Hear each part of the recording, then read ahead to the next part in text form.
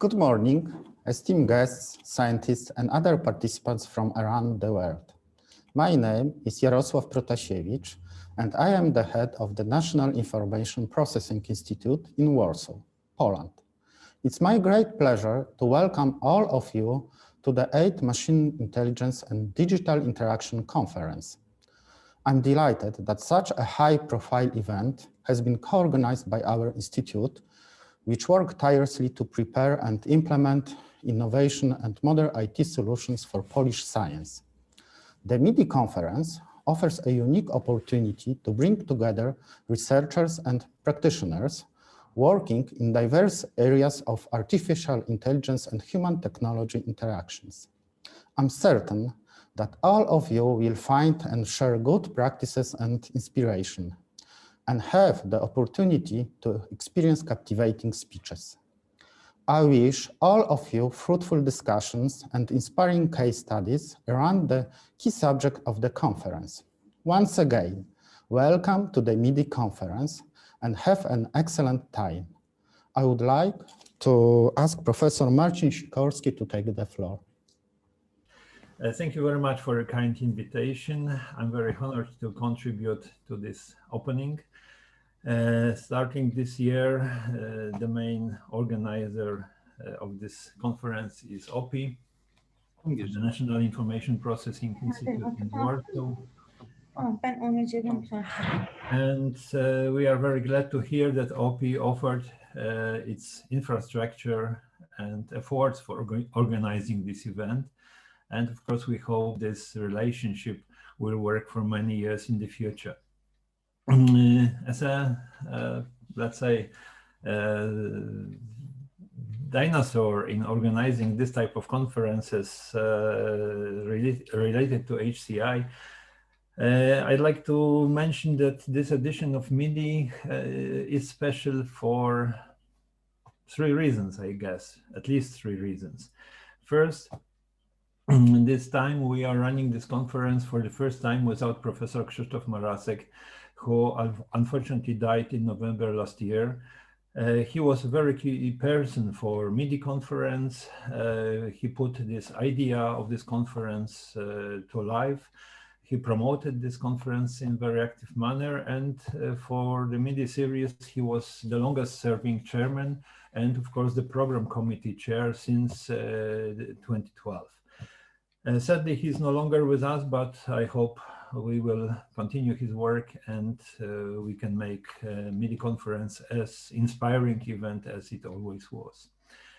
The second special reason why this conference is unique, that the first time we are offering it's as a virtual event due to pandemics, and anyway, we have no choice, but we believe that this experience will be somehow exciting, and hopefully next year we could meet largely on site, perhaps in Warsaw, maybe somewhere else, we will see.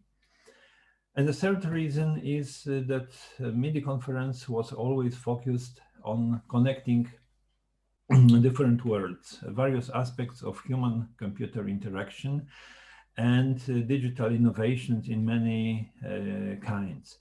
So we were always very proud that MIDI is an interdisciplinary event.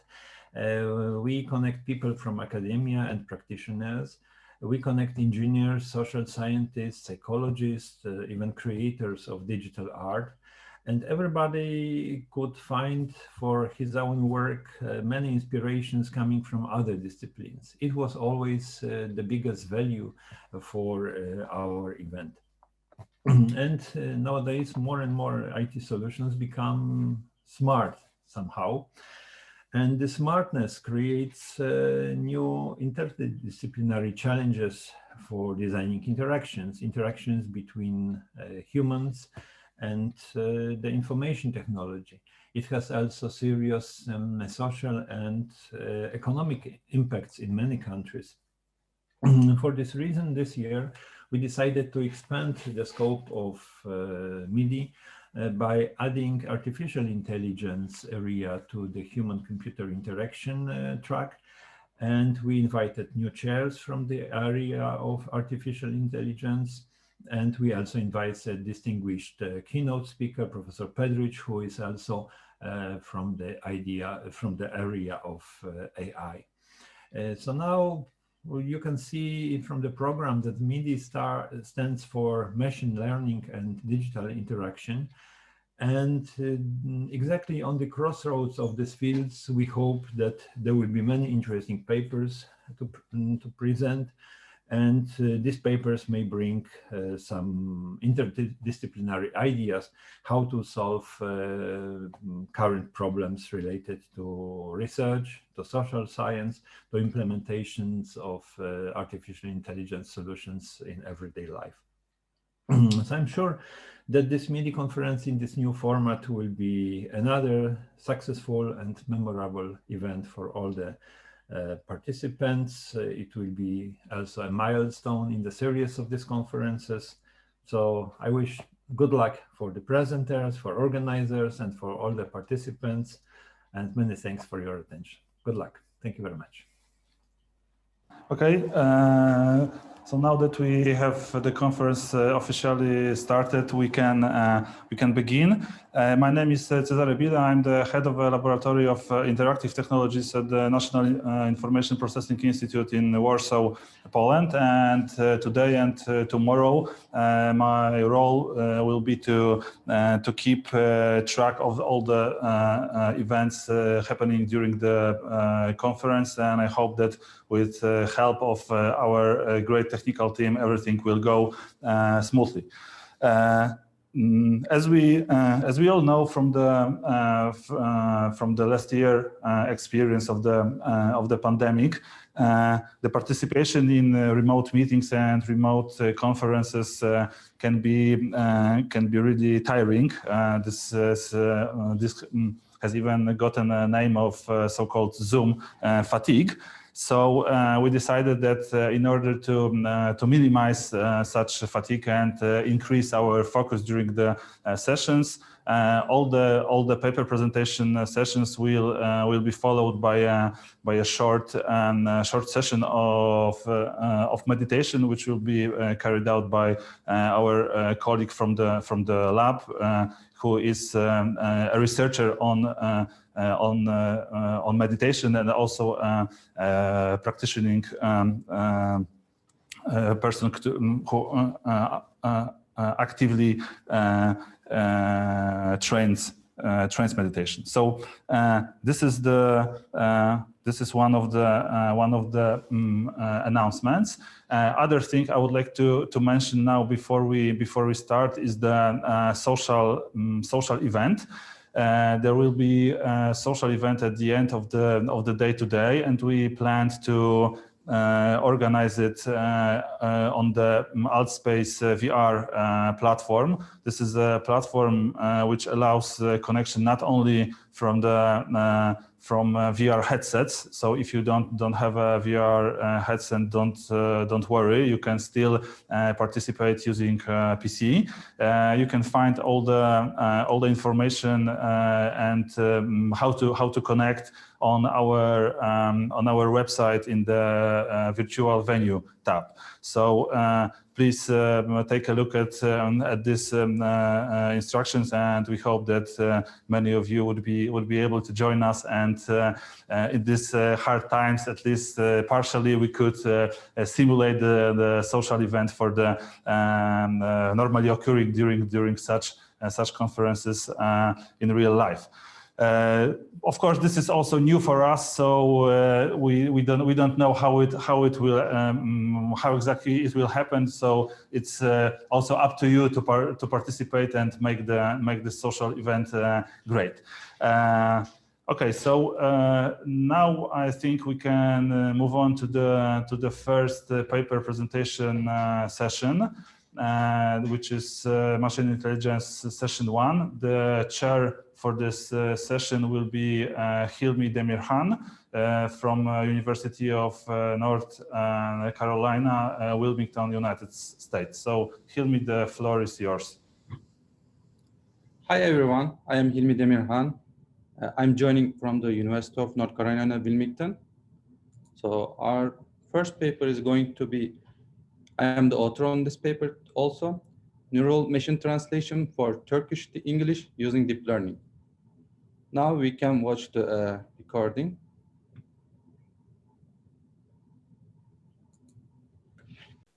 Hi everyone, I am Hilmi Demirhan. In this research paper, we have worked on neural machine translation for Turkish to English using deep learning.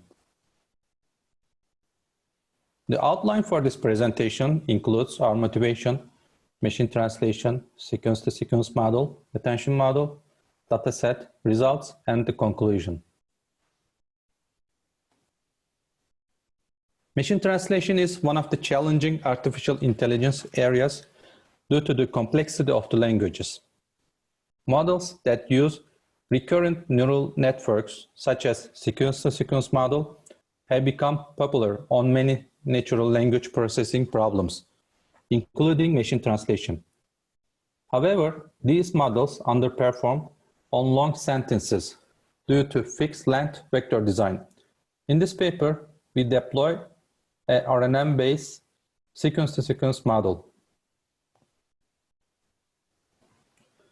Many machine translation techniques have been developed, including grammar-based, probabilistic, phrase-based, and finally, deep learning-based approaches. The machine translation using deep learning techniques requires hyperparameter optimization, a massive amount of data, and intensive training of the network. In this work, we have established a dataset for the Turkish language which consists of traditional texts, including historical books. The dataset has a focus on written Turkish language, which is inspired from the Ottoman era language, namely Ottoman Turkish. There are many books and publications that are written in Ottoman Turkish, which is very hard to understand today.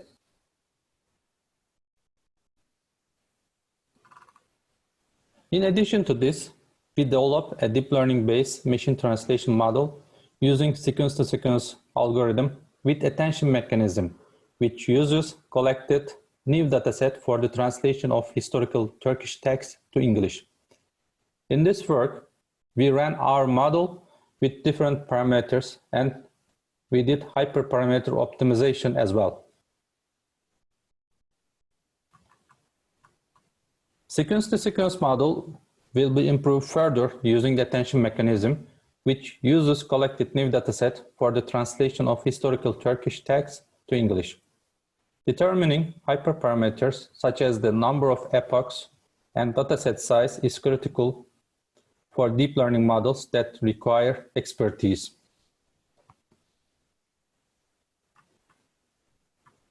The main contributions of this study include establish a dataset based on historical Turkish text, development of deep learning architecture for machine translation, and the assessment of different hyperparameters on machine translation.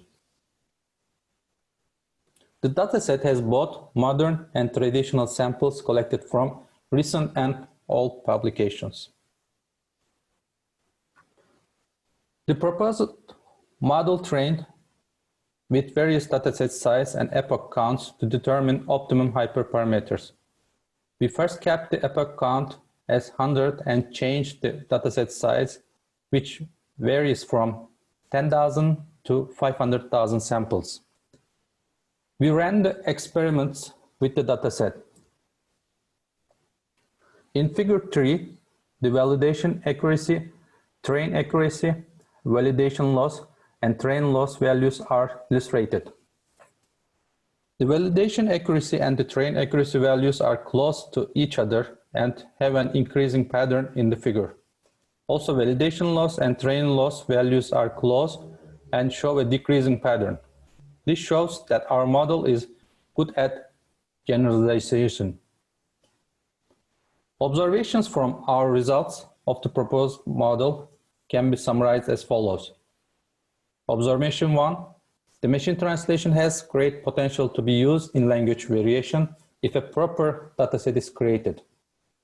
Observation 2. The quality and quantity of the dataset affect model performance. Observation 3, the negative sentences are not caught easily. Observation 4, the effect of dataset size doesn't improve after a certain point if training stays at the same number of epochs.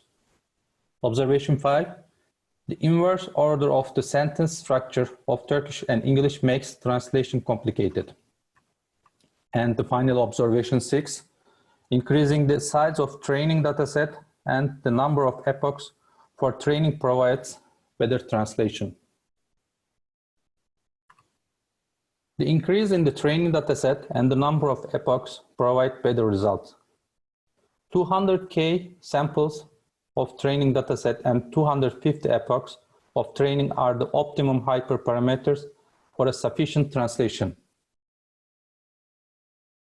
Thank you. Please feel free to ask if you have any questions.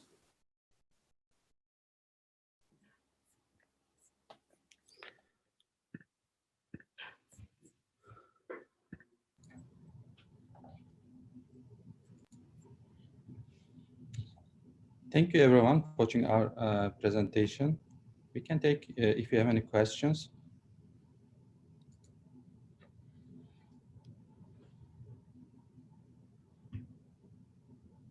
So maybe our team members can introduce themselves.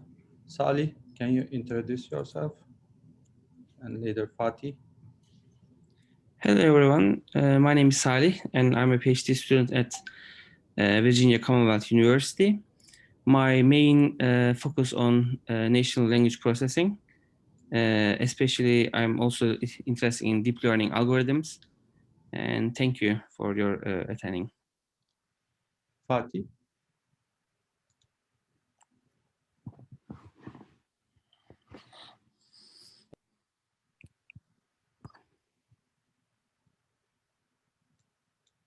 We cannot hear you. I think at the moment. Yes, okay. we can hear you now. Yeah. Okay. I'm in Istanbul. I'm working in Aurora Research Lab AI subjects, many AI subjects, especially NLP and the other areas of the AI. Thank you. Thank you for the introduction. So I can also introduce myself again. I'm a computer science master's student. I have industry experience. I have worked in Google and financial software company in the past. And currently I'm a teaching assistant, also lecturer in the University of North Carolina, Wilmington.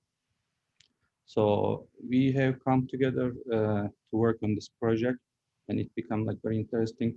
We are working on the data sets like from the old historical books. The challenge was for us, we worked like many people worked in the past Turkish to English, but the Ottoman era Turkish is a little like different, is mostly influenced by like Arabic and Farsi language, is little different than the current Turkish is spoken right now. So we thought maybe it's a good idea to work on this subject matter. That's why we prepared this paper. We also we're gonna take it this further and maybe like making like more advanced improvements. I can take if you have any questions. So I'm seeing some questions.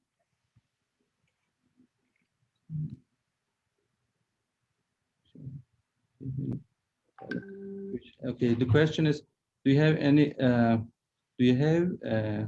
NEI dialects in Turkey which can affect efficiency in your proposed solution and from the margins first? So we have like I didn't understand what we mean NEI dialects. We have the margin.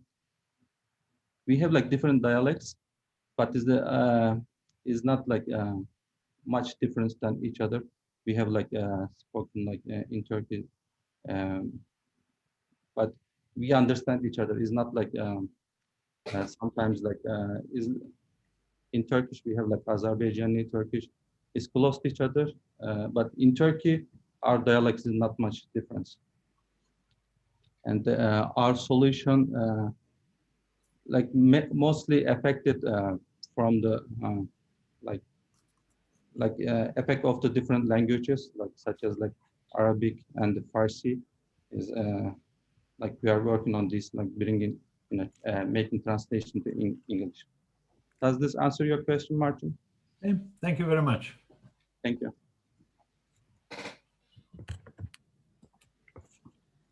So if there isn't any questions, we can go to the next one. Is Emil Kalbeliev and Samir Rustamov. So their paper is text similarity detection using machine learning algorithms with character-based similarity measures. If you guys are available, you can introduce yourself, or we can watch it and later you can introduce yourself. So we can watch it now.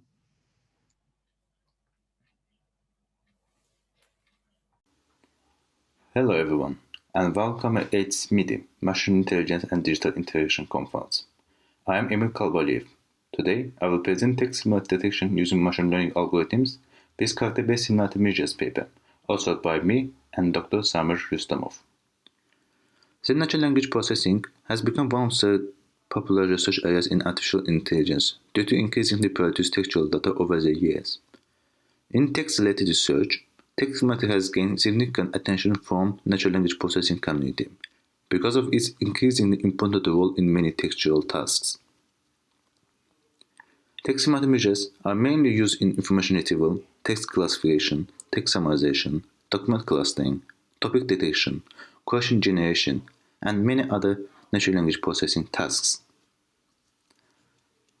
Many researchers have proposed different solutions to determine the text similarity. Many of these similarity methods are based on corpus or semantic systems. Such systems are not available to low-resource languages. So, finding similarity in such languages is based on string-based similarity measures. Different string-based similarity measures offer various approaches to the text similarity. Our proposed method takes advantage of character-based similarity branch of string-based similarity and utilizes machine learning algorithms to classify similar and non-similar texts. In suggested classification approach, character-based similarity measurements are used to obtain similarity for the pair of texts, and these texts are fed to machine learning models for similar-dissimilar classification.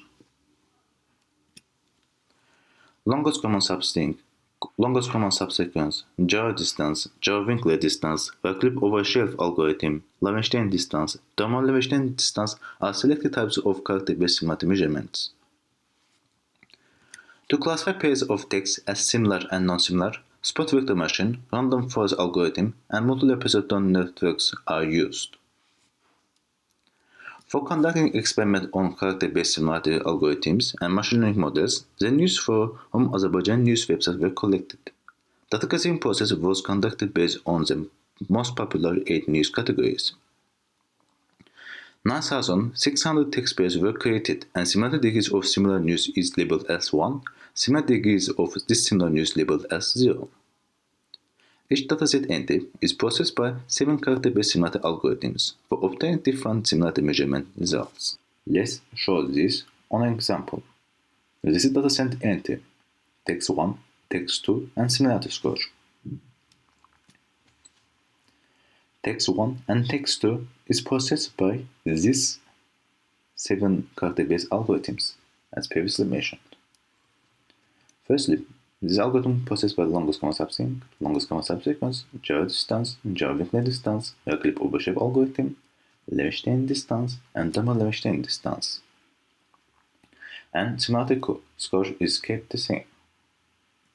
And we take these results and similarity score and show the algorithm's result as an input and the similarity score as an output to the machine learning.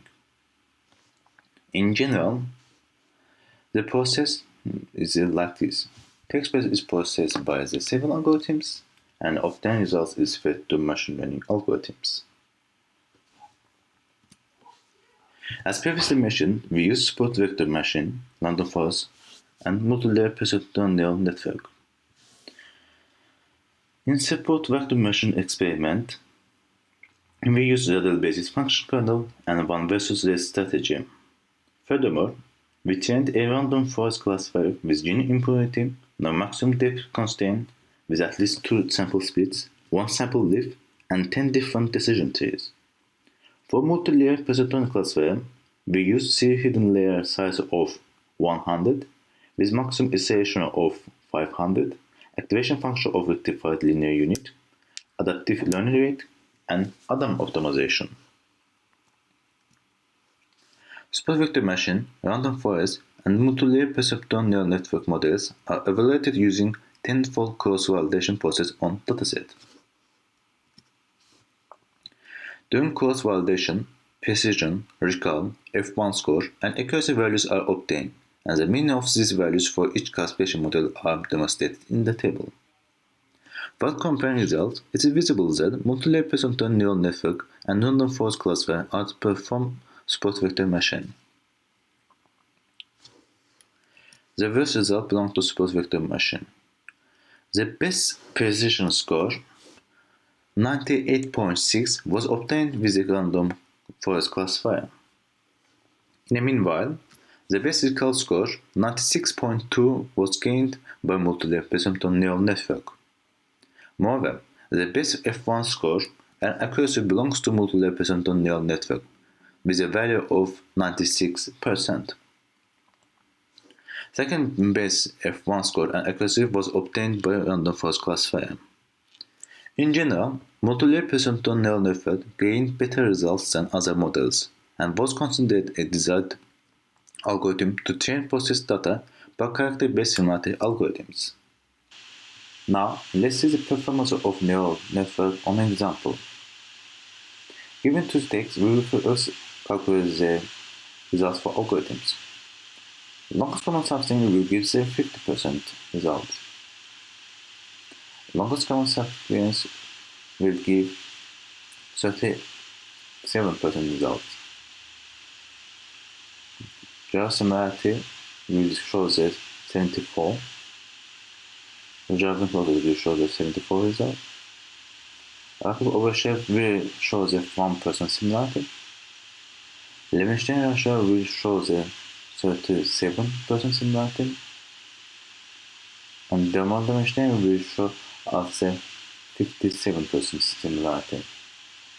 And when we run the neural network, it will take all these results for the algorithms and will calculate non-similar or similar classification. In this case, it is non-similar text, and it identifies it correctly. In conclusion, the performance of three machine learning techniques, support vector machine, random forest classifier, and multi-layer perceptron neural network, are evaluated by performing tenfold cross-validation on the dataset that processed by character-based algorithms. As a result, artificial neural network outperforms other machine learning algorithms with a gaining mean value of 96% accuracy. Also, the Azerbaijan textual dataset is utilized for experiments.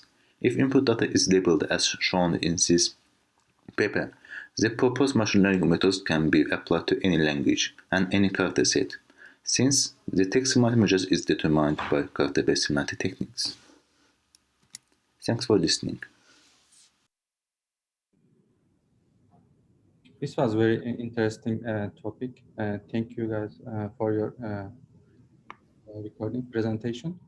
And Emil, could you introduce yourself and some?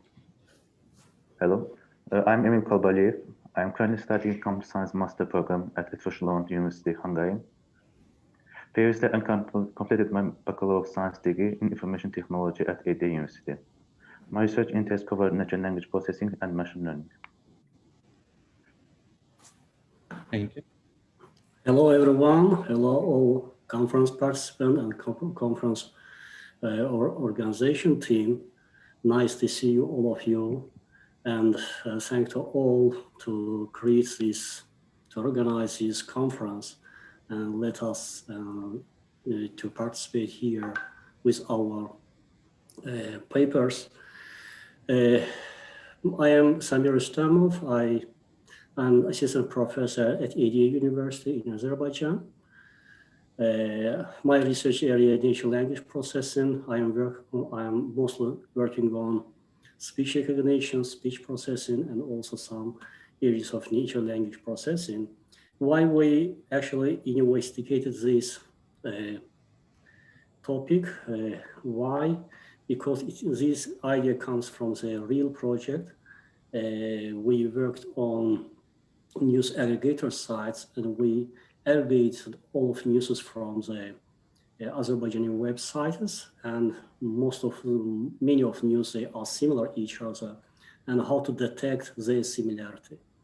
And what's the main problem here? There are a lot of methods to get to measure similarity score between the news. But main problem is that when we use, as Emil shows there, when we use specific method, for example, cosine similarity or Levenshtein measure and so on, we cannot find exact threshold to distinguish these news. Some news, which is interesting, some of these similarity measures works very well for specific news, but others don't work there. And therefore, we decided how to use all of these outcomes of similarity measures together. That's why we applied here machine learning algorithm, and we labeled data set. Our student helped us. And we labeled data. Based on that, we train the system to apply there, okay, based on 7 different measures, similarity measures, based on this to get the decision. And there we have question. Yes, we have 2 questions. Okay. Yeah, from the Marriott. Is the method robust to typos? Okay, it's a very good question. As we use say news, and there's some of news they have typos, and everything depends on training data set. If we have those kind of typos in training data set, I don't think that it will be a problem for in decision-making process. Even if these typos few, I mean that in the, for example, we have 500 words, maybe 5 of them there's typos, it will not affect the result. And the second question is newly tried feature engineering to convert textual. Actually, there are a lot of methods, as you know, that all of here, the natural language processing area. There are a lot of representation of text, word embedding, and so on, code factorizer, TF-IDF, and so on. Just our idea is here, actually not to work on feature extraction, feature engineering part. Actually, our aim here, is it possible to apply to detect similarity by using machine learning and also these similarity measures together. As a feature engineer, as I know that, Emil, did we use only count vectorizing or what was that? Sorry, I didn't hear. Did we use only count vectorizing or TF-IDF? Which features did you use for the text representation? No, we didn't use text representation for this purpose. We just use algorithms. Most probably we use count vectorizing. Yes, yes. And maybe in our future work, maybe we'll use another language models, and also right now there are developed several language models which they show very good performance, and to add here to improve our results. Thank you. Thank you for your presentation and answering the questions. So the next topic is going to be interesting topic as well, is palm tree detection in drone images using deep convolutional neural networks, investigating the effective use of YOLO V3. So I think Rua is with us today. And hello, everyone. Welcome to my presentation today. This is Ruwa Aburasain, lecturer at Jazan University of Saudi Arabia. I have been graduated recently from Loughborough University with a doctoral degree in computer science. And this is actually a contributory chapter from my thesis, and the paper has been titled as Palm Tree Detection in Drone Images Using Deep Convolutional Neural Networks. We actually focuses on investigating the effective use of yellow version 3 in drone images. I will start by giving you a brief introduction about this contribution. As you may know, the drones have a great potential in improving the surveillance of large ground areas. And meanwhile, the convolutional neural networks has been proven to outperform traditional machine learning techniques in object detection and recognition. So we have tried to apply this convolutional neural network in drone images for detecting objects. In this research, we present a novel methodology based on the latest yellow version 3 object detector for detecting palm trees in drone images captured in a desert area for a specific application need. The palm tree in the research dataset have different sizes, resolutions, ground spread, and degree of overlaps, and all these are challenges make the detection more challenging. One of the questions that may be asked, what is the significance of this research? As you may know, the palm trees are largely populated in the Middle East, Southeast Asia, and Africa, where even the simple localizing of the plantation area within the large area of mostly difficult terrain has a significant economic impact. Most ideas presented in literature focus on detecting coconut and oil palm trees in tropical countries such as Malaysia and Indonesia using traditional machine learning algorithms. The detection of the palm trees has a significant economic impact, and there are a lot of literature focuses on detecting the palm trees in different countries where the palm tree existence is more frequent than in the desert area. So the palm trees in this area appear more frequently compared to the desert area, as I will introduce later. The Gulf countries are well known for the presence of large number of date palm trees, and they are attempt to localize where the plantation area to increase the production of these date palm trees. In the literature, we have reviewed all the CNN architectures, and we studied intensively the architectures that may be suitable for the given task, and we have selected yellow version 3. We have explained in details in the paper why we have selected yellow version 3. What are the features in yellow version 3 that may solve the challenges in the given dataset?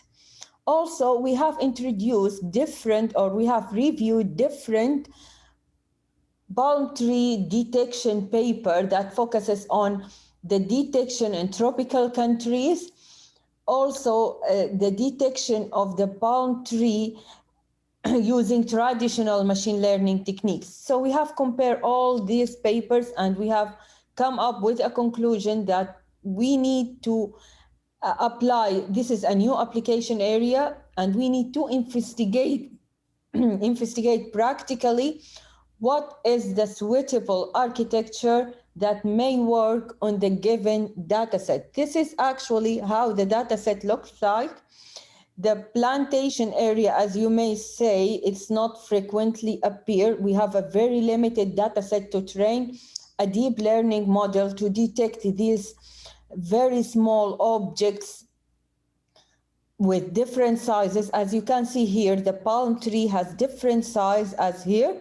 So we have different sizes, and we have a very limited amount of data for training a deep neural network. So the contribution in this research, we have investigated the training strategies that maybe improve the accuracy of the learned model, such as the early stopping, the mini batch size, and the data augmentation to increase the amount of the training dataset.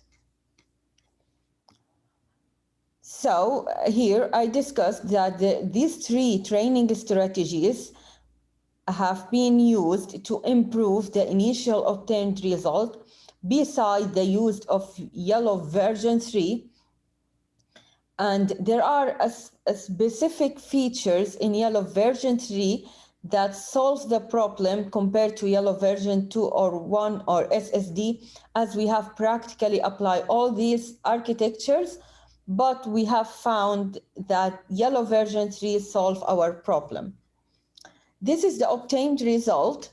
You can see here that we have successfully detected the palm trees of different sizes and their different lighting conditions. We have shown in the paper more sample of the results that we have successfully detected different sizes, different lighting conditions, different degree of occlusions, even if we use a very deep neural network with a very small data set. The commercial and business impact of this research: currently, the learned model are used by Falcon Eye Drones Ltd in Dubai and also used by Dubai Desert Conservation Reserve for the monitoring on wild animals in the United Arab Emirates. So these companies are currently use the learned model for detecting these objects, and they are worked on the integration of this model in on drones for real application needs. So that's it. This paper concludes that the use of yellow version 3 can be effectively applied for the detection of the palm trees in drone images when the area is a desert where the palm trees are not frequently appeared.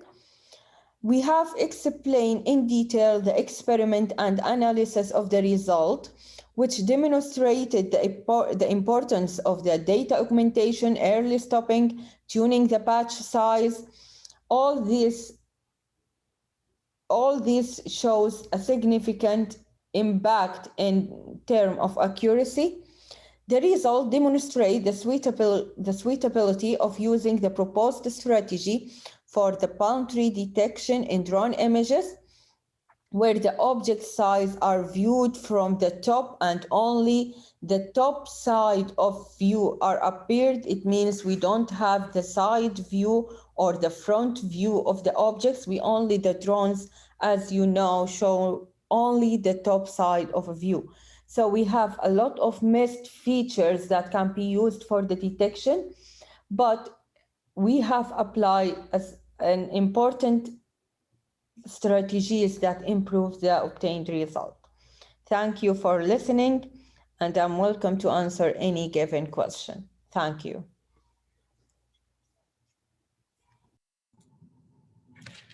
This was an interesting topic. Is any of the author is in the meeting right now?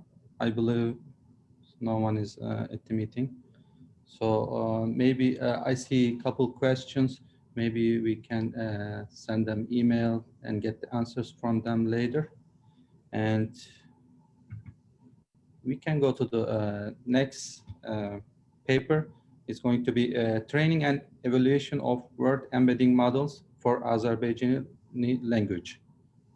So we can go to the next presentation if it's ready. Hello, dear ladies and gentlemen. I am Ümit Süleymanov, and today we will present you the research paper titled Training and Evaluation of Word Embedding Models for Azerbaijani Language. My co-authors are Kamer Hüseyinov, from Media University, Samir Rustamov from Media University, and Javed Zainov from Columbia University. First of all, let me introduce the concept of word embeddings and continuous vector representations. These architectures allow us to represent the meaning of words in continuous vector space, just like ordinary vectors, with dimensionality ranging from 50 to 200, 2000, etc. And by using these vectors, we can represent the meaning and the relationship amongst the words using vector operations. Actually, the success gained by recent models such as Word2Vec, Clove, BERT, Elmo, etc. has increased the amount of attention to this field dramatically. These approaches allowed us to achieve state-of-art results in many various NLP tasks such as question answering, text classification, sentiment analysis, and etc. Therefore, we decided to train and evaluate these word embedding models for Azerbaijan language. And we can actually summarize the contributions of this paper as follows. So for the first time, the creation of analogy tasks for intrinsic evaluation of word vector models in Azerbaijani.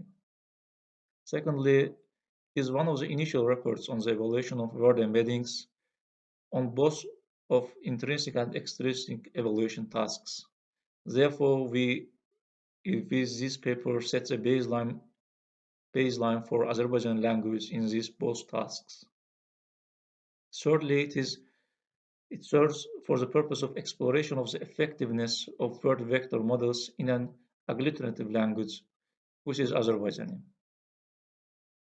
One of the earliest works done in this field is proposed by Bengo et al., which was a shallow neural networks for learning continuous vector representations.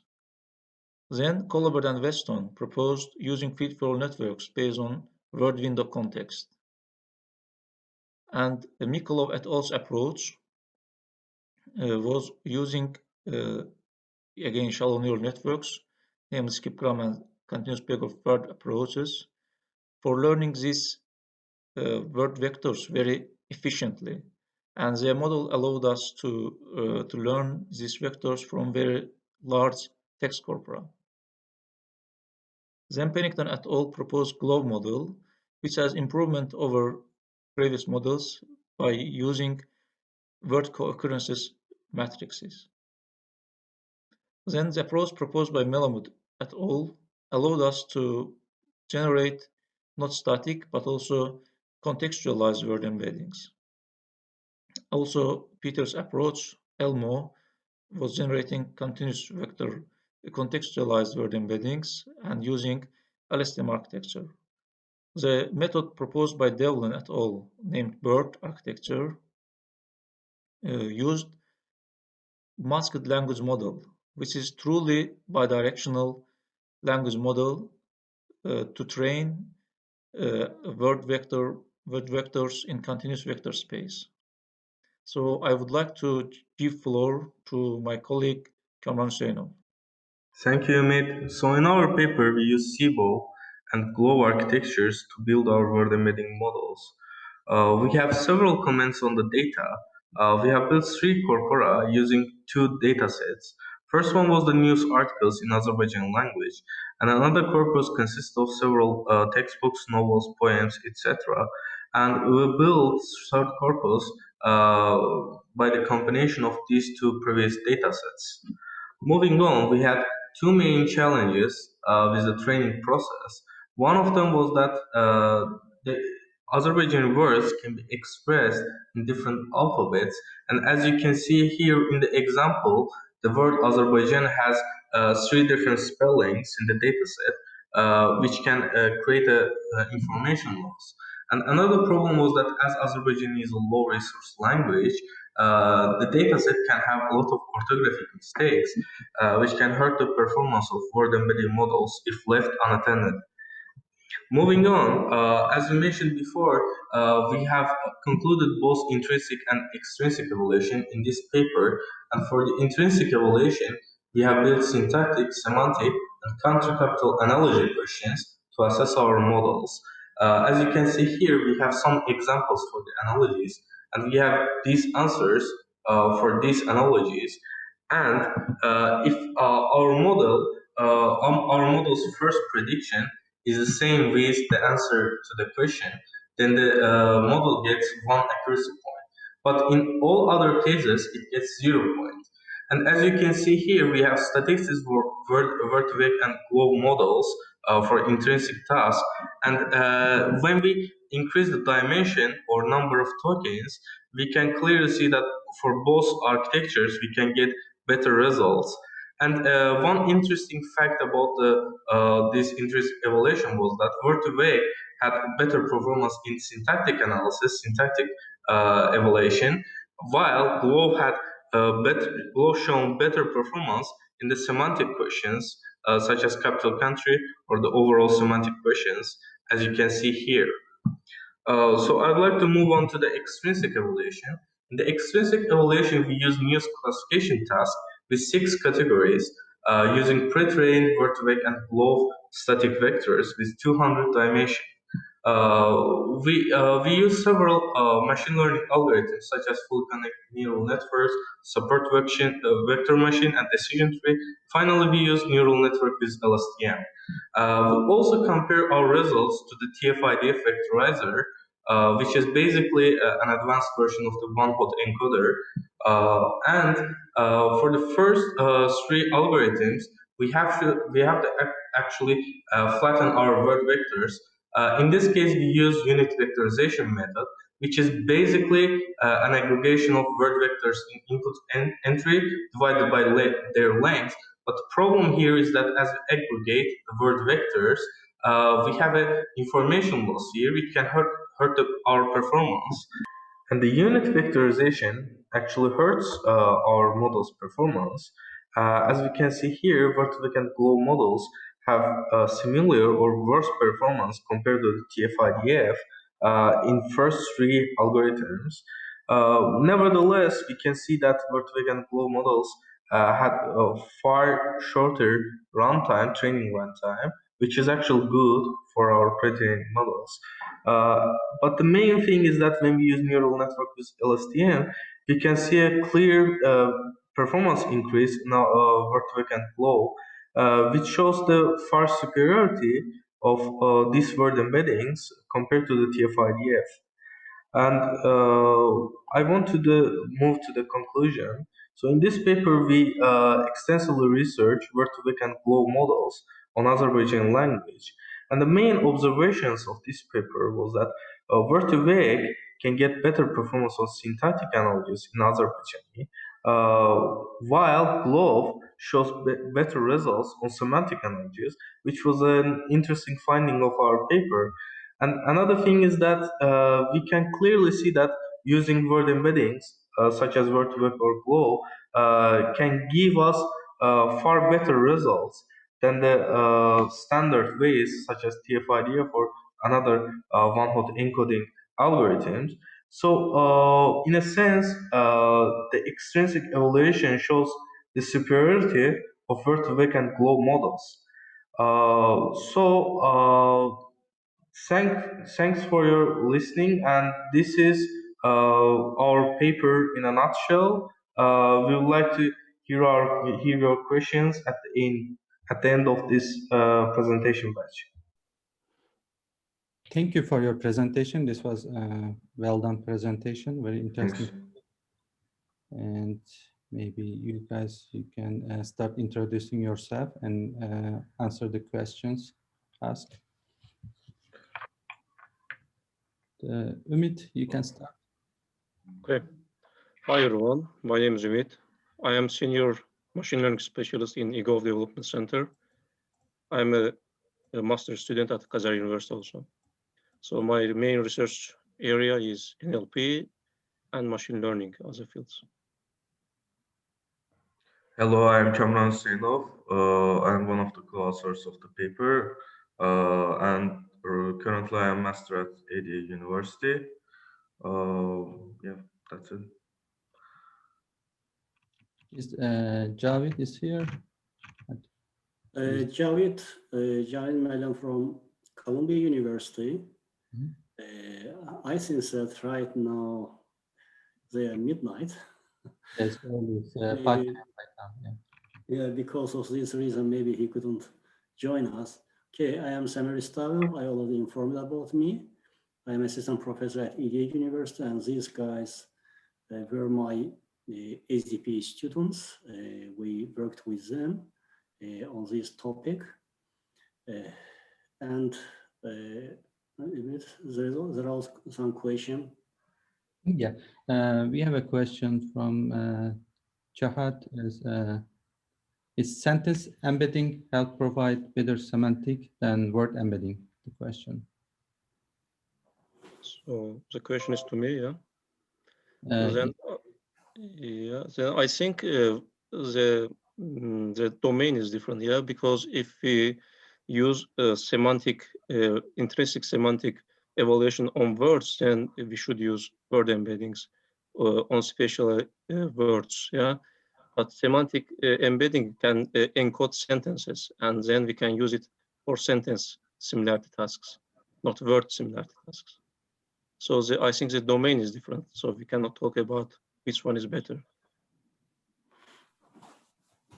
Maybe Agar Val is asking about if we apply sentence embedding in case of extrinsic evaluation in text classification. Maybe it is possible that, but we haven't checked this case. It is a good idea actually to check not only word embedding, for example, text classification also, it will be better to check sentence embedding. Maybe in our future work, our students also try to answer this question. So there is, I can also ask a question. So what challenges you have got during the, like preparing this paper? I can answer that question, probably. So one of the main challenges is the gathering of data, as we mentioned in our presentation, because Azerbaijani is a low resource language. It can be a little bit harder to purify that data and gather it. But currently, as a side job, we are working on gathering, for example, data that another students or another researchers, scholars can use it on their papers. So I think that we will overcome this challenge in the future together. So what kind of machine have you used? Like how long did it take your run your experiments? Like, could you give like a little more insights? How long did it take? It takes, for example, 30-40 minutes to run word-to-vec models. The main thing is that for the globe, for example, as main part of the research were on the quarantine situation due to this COVID, we had to do it without any distributed system, without laboratory at homes.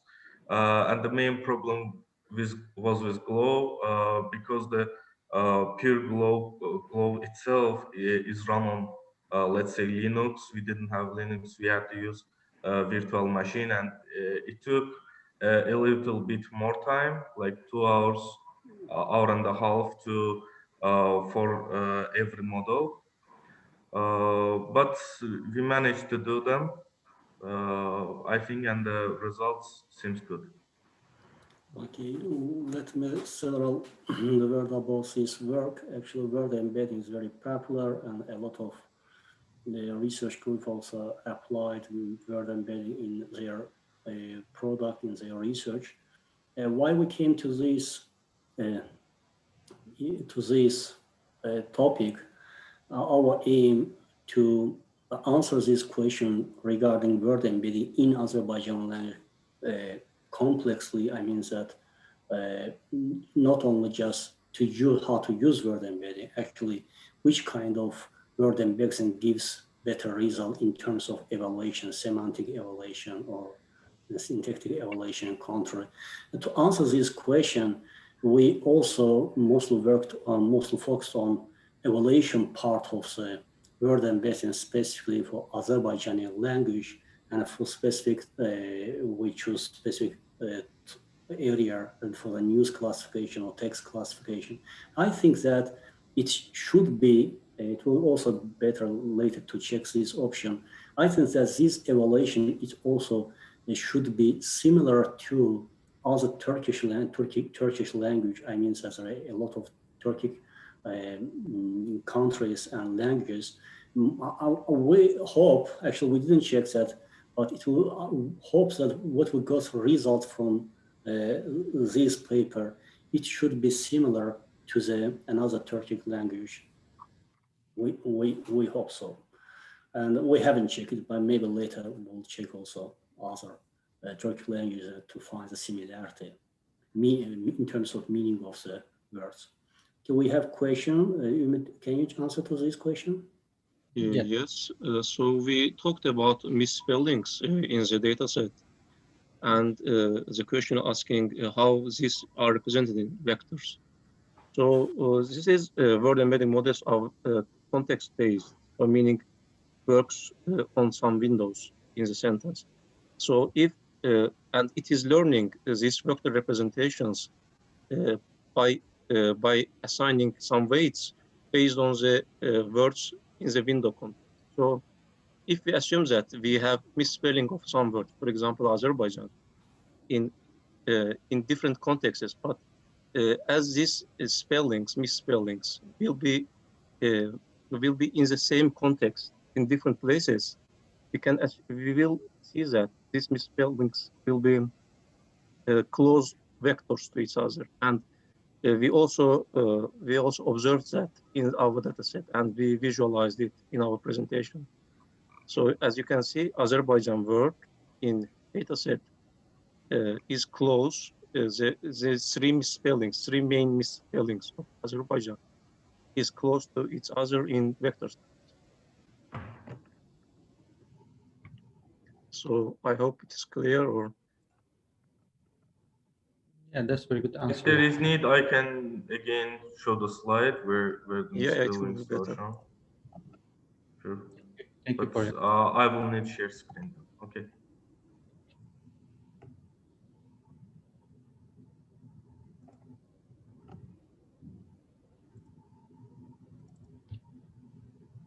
Okay. Yeah, if you look at the visualization part, you can see that the misspellings of Azerbaijan. Yes, the first one is the Azerbaijan with alpha with syllabus a instead of a.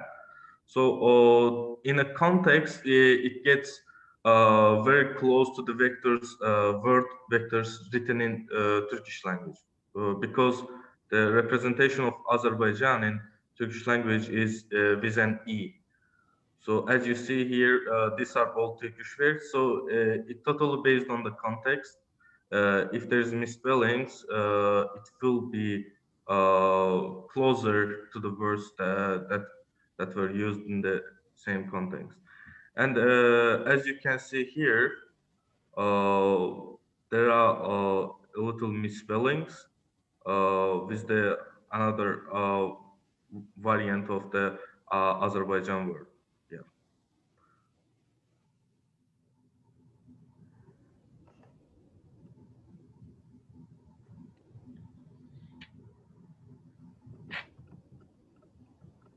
I hope we were able to answer the question and it was understood.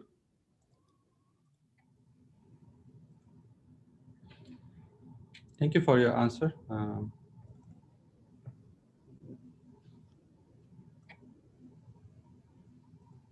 Maybe you can stop sharing.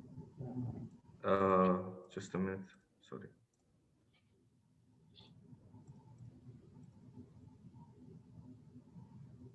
Yeah, thanks. I think we have. We have one more question. Is there a possibility to correct using some ML techniques? I assume the question is about correcting misspellings, yeah? I think so. Yeah. Yeah, it is possible, but I think it is kind of another research topic because we just collecting the data set, and for this data set, particularly, there is not any ML technique that can purify this data, can clean this data. We do it by hand ourselves.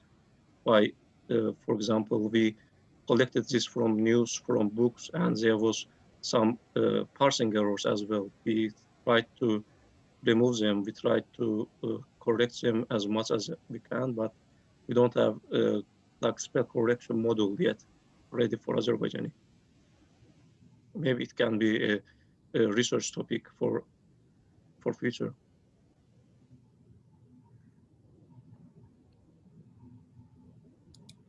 Thank you very much for your answer.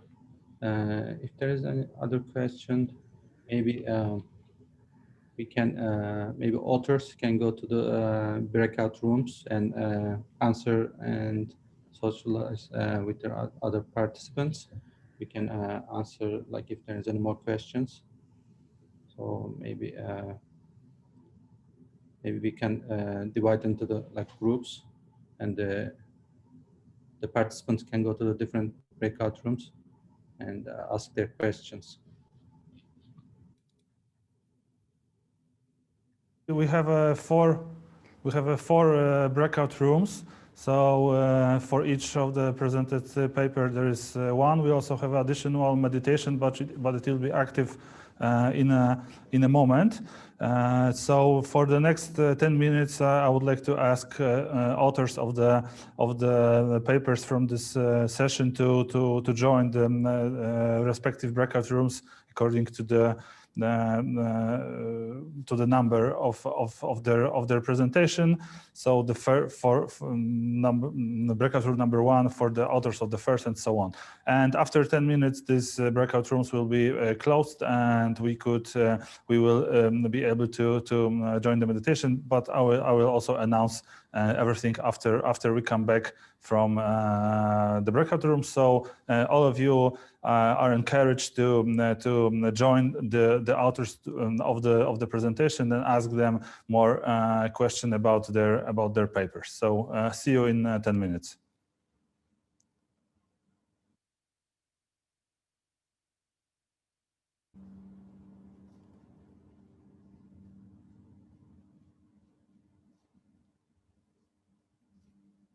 Okay, thank you. The breakout rooms were closed. Thank you, Hilmi, for chairing this session, and very interesting papers and very interesting discussion and questions. I got here one more question, not only to the authors but to all participants. I'm not sure if it's visible. It should be on the screen right now. Okay, so how do the trees join the Zoom conference? Okay, they log in.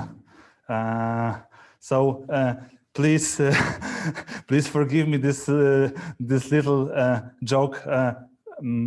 How often do you have a chance to participate in a remote conference when there is a paper on detecting trees? So I thought that this might be the only opportunity for this joke. Okay, so coming back to our agenda, we have planned a meditation session for now, and there should be a breakout room called meditation, and you are encouraged to join it. Gabriela Górska from our laboratory at NIPI will be guiding the meditation session. It will last 10 minutes. Okay, so now it's time to refocus and get your thoughts together for the next upcoming sessions of the conference. So see you in 10 minutes.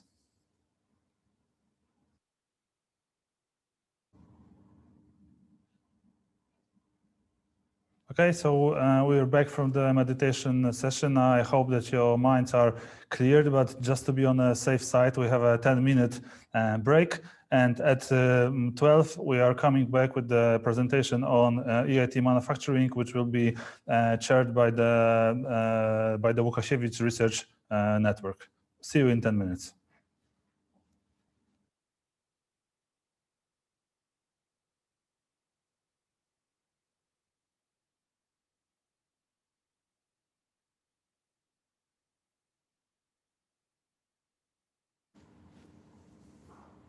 Okay, it's high noon, so we are ready for the next presentation panel. The panel will be chaired by Jakub Kaczmarski from the Łukasiewicz Research Network, and it will be about AI in EIT manufacturing. So, Jakub, the floor is yours. Hello, everyone. I'd like to warmly welcome you at this session devoted to artificial intelligence in EIT manufacturing. Have three talks. The first one will be given by Krzysztof Mieszkowski from CESAMAT, Warsaw University of Technology. The second one will be given by Jakub Główka from Łukasiewicz Industrial Research Institute for Automation and Measurements. And the third one will be given by Piotr Sobotsky from National Information Processing Institute. So, guys, the floor is yours. Please, Krzysztof Mieszkowski, if you are with us, let's start your presentation. The floor is yours.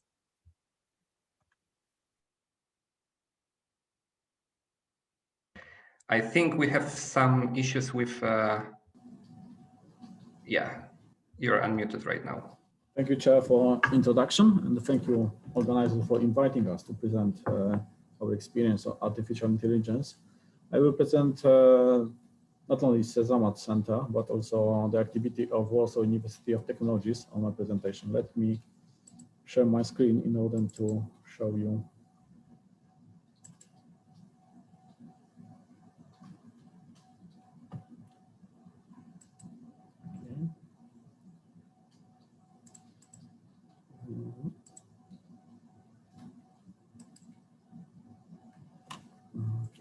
Let's wait a bit. Always issue when you have double screens. Okay, can you see the presentation? Yes, we can see the presentation. Okay. So I titled my presentation "Employing Artificial Intelligence in Sales and in Technologies Competences Selection for Industry 4.0." But before I will reach these topics, I should present you a bit. Warsaw University of Technology is one of the biggest technical universities in Poland, providing studies in many faculties, having about tens of thousands of students, employing hundreds of professors, and having a quite long history and really contributing to the development of the Polish techniques. At Warsaw University of Technology, we are crossing the artificial intelligence and robotics. We got for this the status of research university under the Excellence Initiative of Ministry of Science and Education. We have 98 researchers dealing with the artificial intelligence, and which perform quite well, over 1,000 publications, and each publication as average got at least 3 citations. The areas of interest are artificial intelligence, knowledge representation, machine learning, machine vision, pattern recognition, natural language processing, together with robotics, mobile robotics, robotic manipulation, automatic controls for robotics, and also applied mathematics, modeling and simulation of systems, for instance. Under these excellence initiatives, there are dedicated projects to be of high quality in terms of science, or with the high potential in terms of possible transfer cooperation with business. And we can see in the more practical way what are the areas of interest of our researchers. So they are looking for continuous learning techniques, combining artificial intelligence and network management in the future 6G networks. They also dealing with recognition based on the data and multimodal set of sensors, machine learning, cognitive search and mapping of unstructured and partially structured temporal data. They also working on the sensors and some job on the acoustic radiation and functional properties of measuring system intended for robotics application. We also dealing with the courses and studies on artificial intelligence, and recently we launched a very practical course on artificial intelligence in business, carried out by Business School of Warsaw University of Technology. It's a kind of MBA level. So during the course, the students will develop a strategy and business cases for implementation of artificial intelligence in the companies. And they will learn on the machine learning, possible scenarios for using artificial intelligence in business. And what is, I think, very important, cost and benefits and other practical aspects of artificial implementation. It's not only dealing with the artificial intelligence and requesting and promoting application, but also looking from the perspective of economic cost and benefits side. I'm representing the Center for Advanced Materials and Technologies. We are really a hardware research technology center with offices of over 5,000 square meters and the laboratories almost 20 square meters. But our advantage is the high quality clean rooms. We can offer also the conference center, and we employ over 250 people. We are focusing on the technologies at TRL level 4 up to 9. We offer simulation and design, prototyping, pilot production, characterization, and system integration. We are in considering the structure, we are divided in the platforms, dealing with different technologies like nanotechnology, microelectronics, micro and nanophotonics, microsystems, and also dealing with the biochem engineering. Our building offers the capacities to carry out different and also connect these different technology area in order to provide quite combined, let's say, solutions. So we participated in several projects when we tackled the issue of sensoring and implementing the artificial intelligence. And one of the results is presented on these slides when people working in the Excel project under Horizon 2020 managed to embed in the sensor the capacity to send the information about the machinery, the engine machinery. You know, you save the energy, you save also the time for sending the data to the more sophisticated servers or cloud servers in order to process data and they give information. On the spot, the sensor of the engine machinery is able to send the information, informing, for instance, for if the machinery is working correctly or not.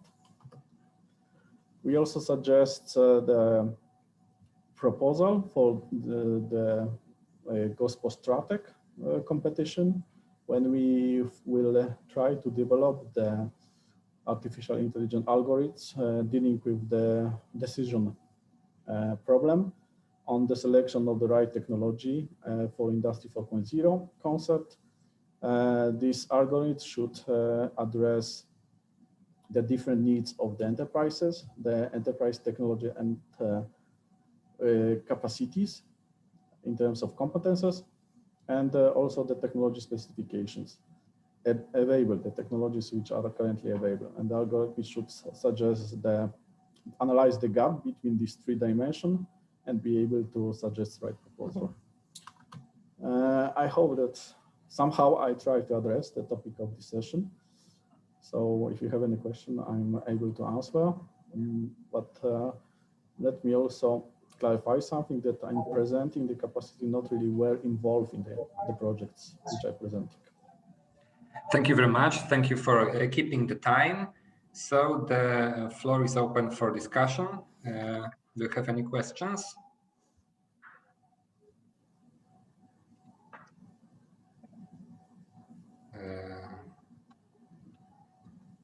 I don't see right now, so if I may ask one question, could you please recommend some or share some best practices to go with the AI solutions to the business, especially local business, to develop their to enhance their industrial capabilities?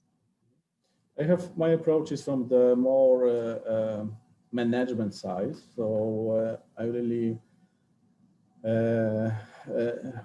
interested in the process of selecting the right technologies for the purpose of the enterprises.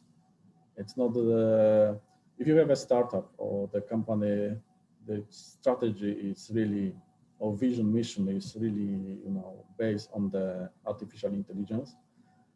It's likely much easier to implement. But if you have a traditional company and the digitalization process is, very slow there, or even there are, we claim that Polish companies are at the digitalization level like Industry 2.5, sometimes 3. So you really need this kind of approach to analyze the situation of the company, the market perspective, and also able technologies to really help this company to implement artificial intelligence in their processes. It's not like only follow the fashion, but really look at the costs and also the perspective for this company, for the development, because maybe in few years, this company is not supposed to exist, and it might be also the results of the analysis. Okay, so in your opinion, is better to wait for a company to apply for some new AI solutions, or maybe to go with the ideas of scientists to the companies? No, it's very difficult to send the scientists to the companies. I mean, the engineers and... yeah, it's quite complex world, I think. And so I think if you mean the scouting, like, searching for likely the purpose of digital innovation hubs to look for the companies with the needs for digitalization and to define the needs and to address them by the solution and then test them. Yeah, it's possible, but it's different category of the approach. I think the scientists quite often are working on the parameters which are important for this from the scientific point of view, but not so important for or too costly to implement in the companies for the needs. So there is a gap, and then you have to find something between. Okay, thank you very much for the answers, and thank you for the presentations. The next speaker is Jakub Główka from Łukasiewicz Industrial Research Institute for Automation and Measurements. Jakub, the floor is yours. Thank you very much. Can you hear me? Just to confirm? Yes. Okay, perfect. So good morning, everybody. As you were told, I'm Jakub Główka from Łukasiewicz PIAP, and I will try to start my presentation.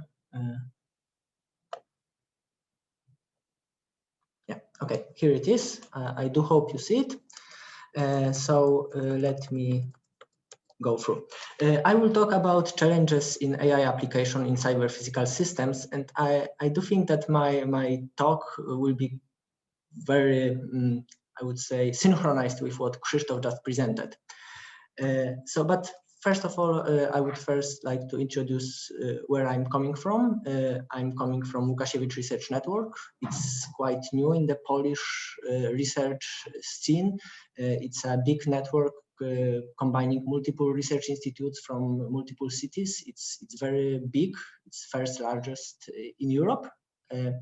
And at PIAP, we are part of this network, and we are leading the professional robotic solutions. So a little bit more about PIAP. On the picture, you can see one of our products. It's mobile robot, but generally we are people. Łukasiewicz PIAP, it means we have more or less 300 staff. That includes more than 150 engineers. And we are gathered in 2 technological parks, one in Warsaw, one in Poland, one in Torun in Poland. And we are creating innovative solutions in automatization, robotizations, security and defense. The robot that you are seeing, it's an example of our product for the security purposes. So for the bomb disposal, for the police officers and so on. But we are going into new technologies like 3D printing. We are supporting rail transportation with specialized equipment. We are present in the space business with our technologies, and we are able to design and integrate complex systems. We are a research institute, but we are on the market. So our solutions, mobile robots, we are exporting them to 18 countries on 3 continents. So we are worldwide, and these projects are seen as leading ones. I mean, we are one of the top robot manufacturer in the world in the defense applications and security ones. But we have our mission started something like more than 50 years ago with automatization and robotization of the Polish industry. So we get the first Polish manipulator, robotic arm built in Poland. It was based on the license, but still it was a very big step to make Polish industry modern one. Right now we are supporting specialized cases of production steps like palletization, welding, painting, quality control, weighting, assembly, packing, and so on. And as I told about 3D printers, we are supporting the industry with the industrial grade 3D printers, so the ones that are tailor-made for their needs. Most of our of what we do, it's coming from the commercial activities. So we are doing research projects. We have a little bit of governmental funding, but most of it, what we do, is coming from the commercial activities, and we are quite proud of it. So because we show that we cooperate with industry. Where can we find us? I told you about the security and defense mobile robots, but the same machines can be used, for example, in the critical infrastructure, also the industrial critical infrastructure. Like here we have examples of a mine where a robot can inspect and monitor the state of the infrastructure. This was the research projects, but we are going with our partners from the industry to make it like a standard product, but it's something that's not existing yet on the market. So it's the cutting edge of the state of the art. On the other hand, we have, let's say, traditional industry, manufacturing. So the robotized installations for industry, we are taking right now the state of the art manipulators, but we are integrating them so that they create the perfect fit for the industry to manufacture. Okay, so this is more or less the background that I wanted to talk about. And one more part of this background is our involvement in the research projects funded by the European Union. And these are some examples of what we've done together with other companies, other institutions, but also other SMEs from Europe. We supported development of new machines with our knowledge, with our experience. with our engineers. So during this cooperation, we learned how to work with SMEs, how to respond to their needs and create a new products, new technologies that are responding to the innovative concepts that they have. So we worked with the Spanish manufacturer of the submarines, small robotized submarines. We are working with Italian startup that is doing homemade CNC machine. When we are cooperating with big manufacturer of, I would say, the state-of-the-art logistic support, it's Mir from Denmark. So this all gives us a lot of experience how to deal with the innovative concepts. And now I'm turning back to the beginning, to the cyber physicals and AI.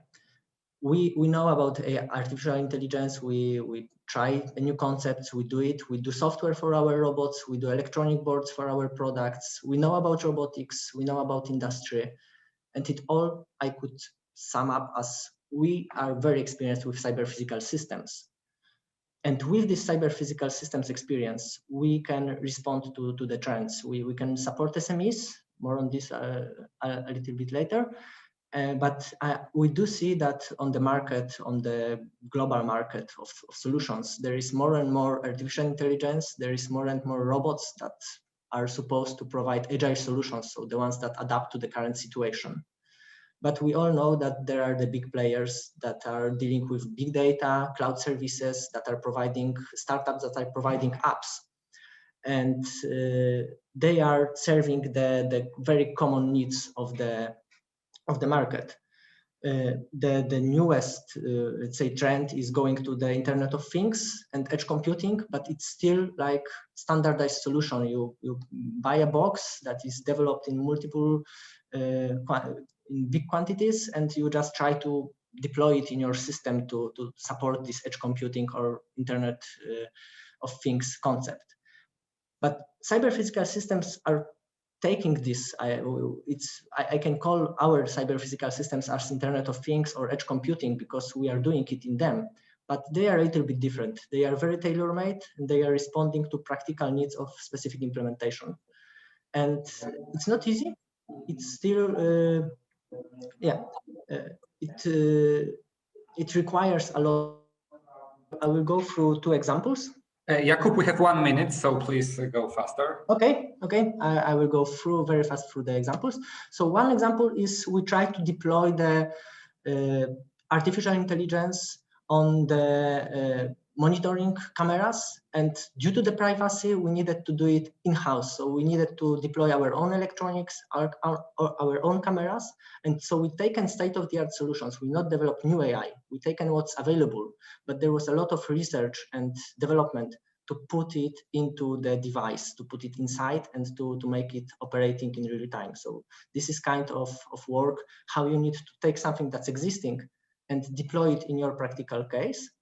And going very fast through the other example, it's very manufacturing related. It's about the waste monitoring, about the volume of waste, but it's very hard to do it without costly sensors. So we have a client, which is a Bini, it's a startup that is developing smart bins, but they need to monitor the volume. So we try to learn how from cheap sensors like radars, using AI, so using neural networks that were customly developed, how we can generate a proper level estimation, which was, it's not easy doing it on the sensors that you can buy from the market. But after the processing and organized research, you can go to the solutions that's responding to the client's needs.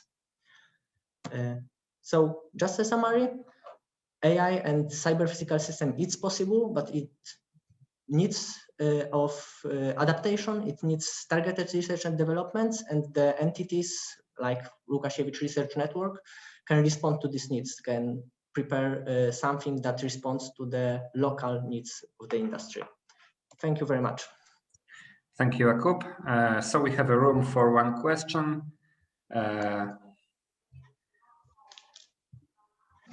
Do we have any?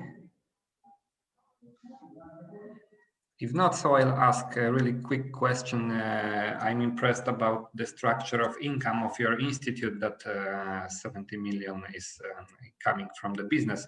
So what is your solution for this?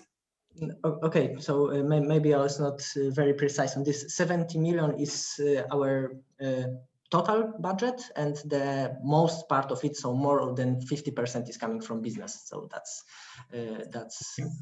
yeah. Of course, the part of the solutions, I would say there are three legs for it. One is we have a product that is worldwide renowned, so we can sell it really worldwide, and we are trying to do this. It's a big contributor to this. The other one is that we have so much experience in this industrial automation, so really the hardest cases for industrial automation in Poland are mostly coming to us. And this is another contributor, this long experience.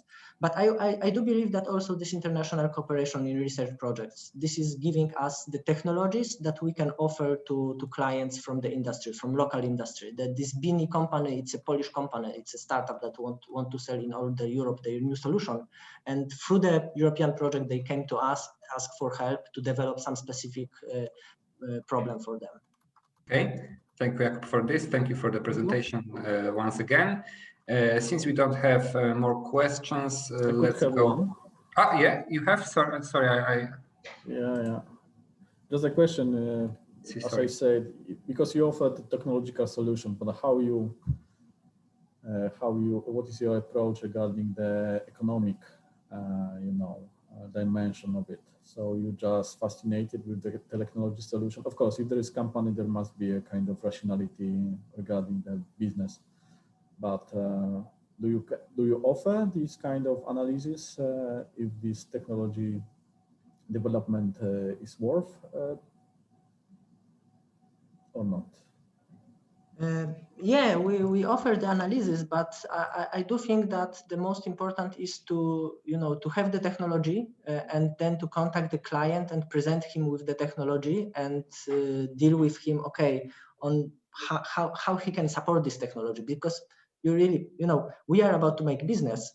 So if I want to develop a new thing for somebody, I need to get paid by it. So he needs to pay me for doing this.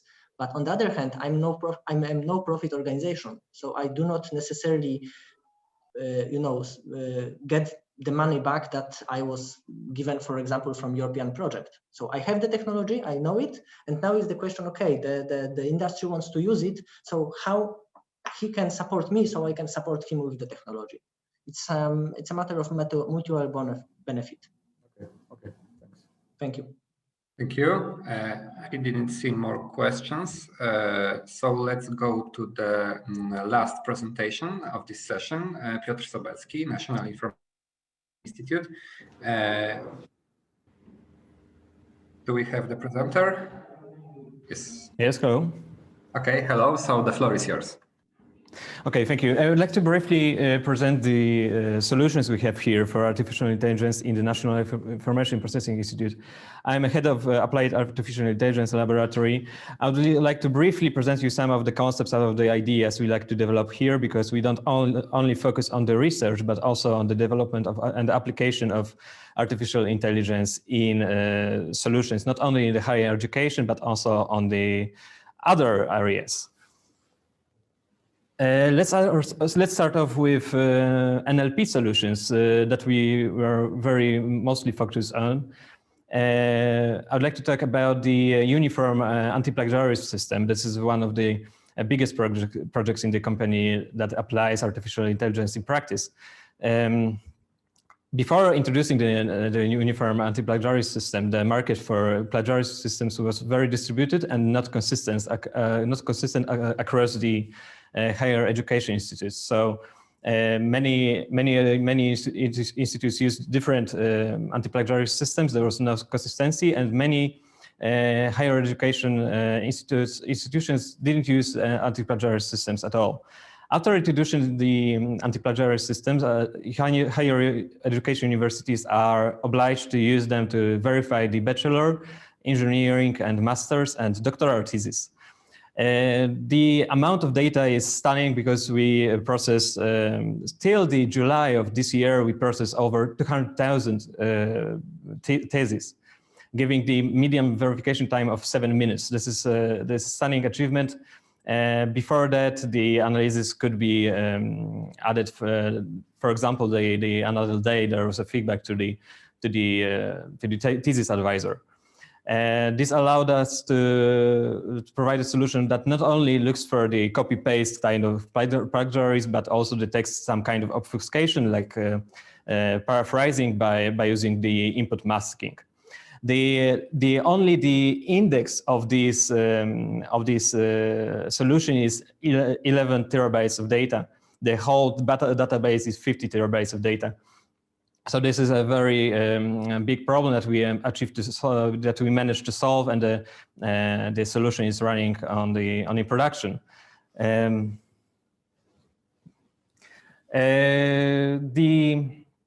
The solution is integrated with Poland. That provides another solutions to the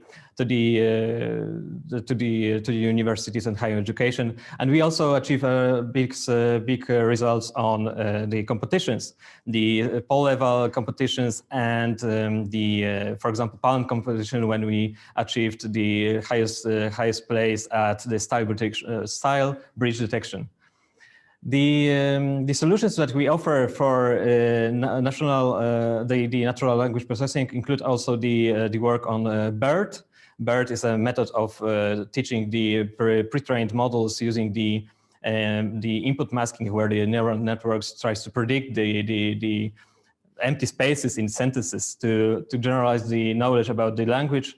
And also here we have the model, the Roberta model, that is actually available as also open source solution to download. This is the most accurate model of Polish language, trained on over 120 gigabytes of data coming from the internet and also the academic sources.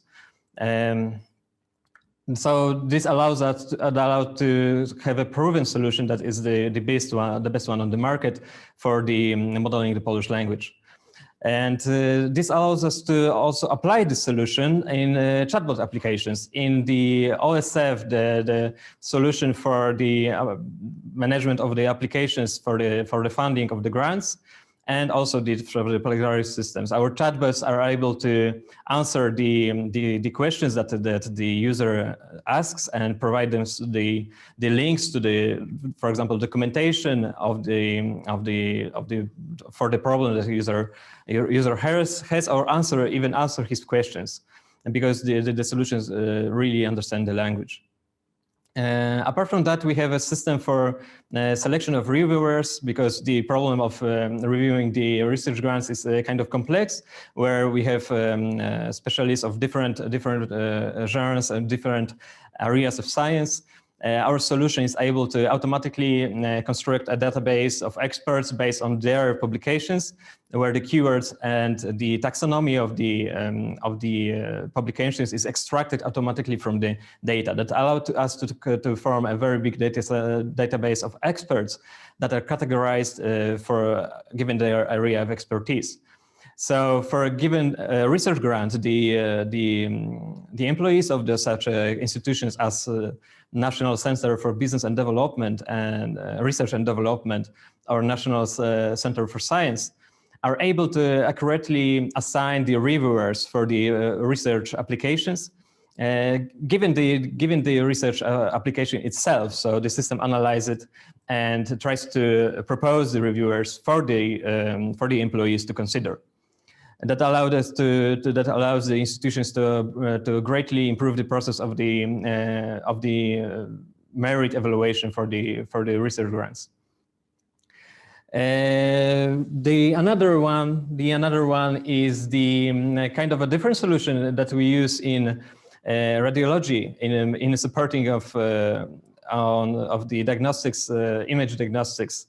This is kind of a different solution, different place of application, where we have a solution that supports the standardization of medical examination descriptions, and also that is supported by methods of artificial intelligence. Here we have a platform that supports radiologists with their evaluations and also manages to help them to introduce new standards in their procedures. So we gather a big amount of highly accurate and good data with good descriptions that also includes some kind of support mechanism that, using the standards of a medical evaluation, is able to give some kind of support for radiologists with the invariant opinion from the system. What is more, we have solutions given with the deep convolutional neural networks, where the neural networks are able to predict the probability of clinical significance of the lesions in the prostate cancer. So given the image of the prostate cancer, the lesions, the automatic solutions is able to produce the probability that it's the clinical significant lesion, if it's cancer or not a cancer.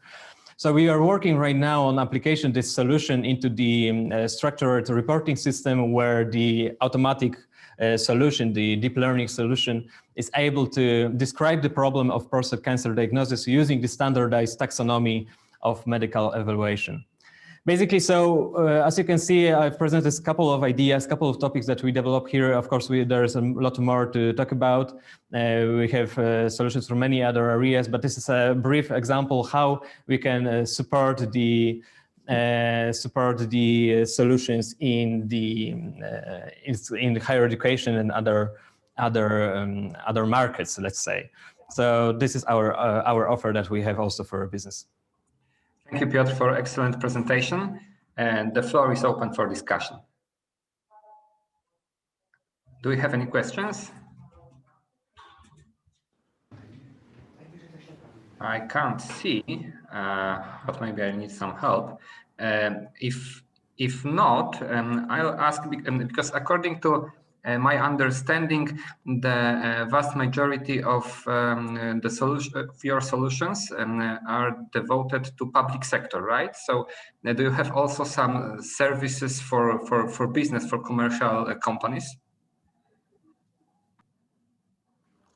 Sorry, because we had some kind of technical problem. Sorry, okay, Can you repeat the question? Sorry.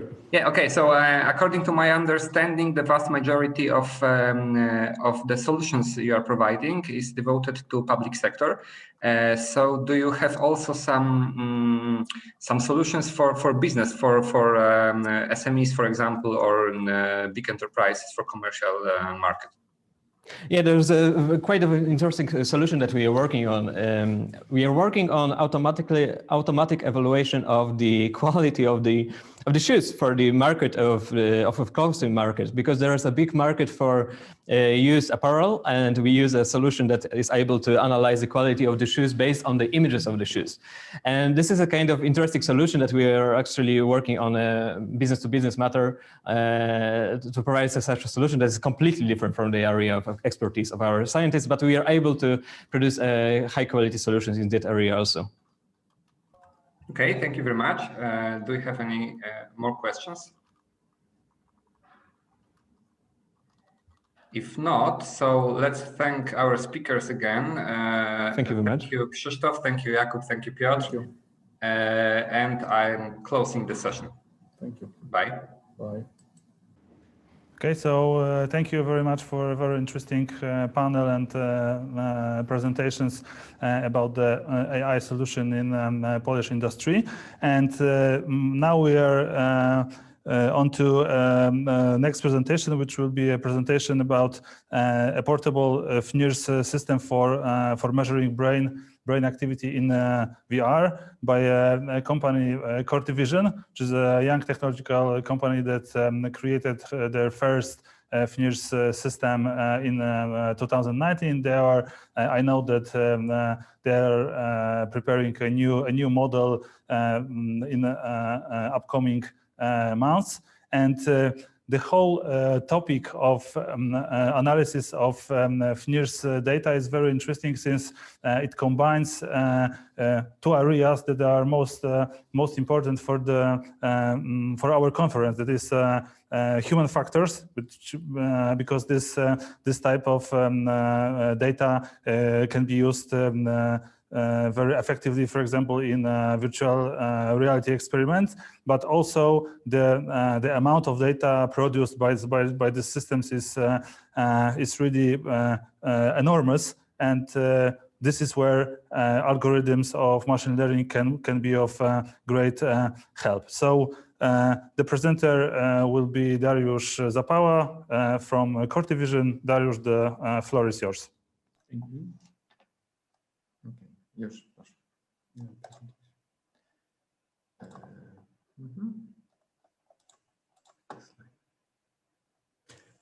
Okay, welcome to our presentation.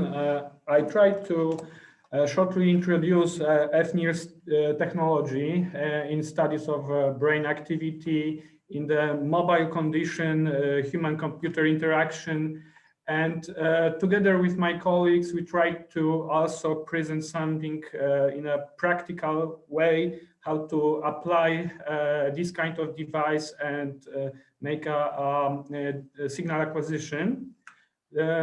So in our presentation, we want to talk about the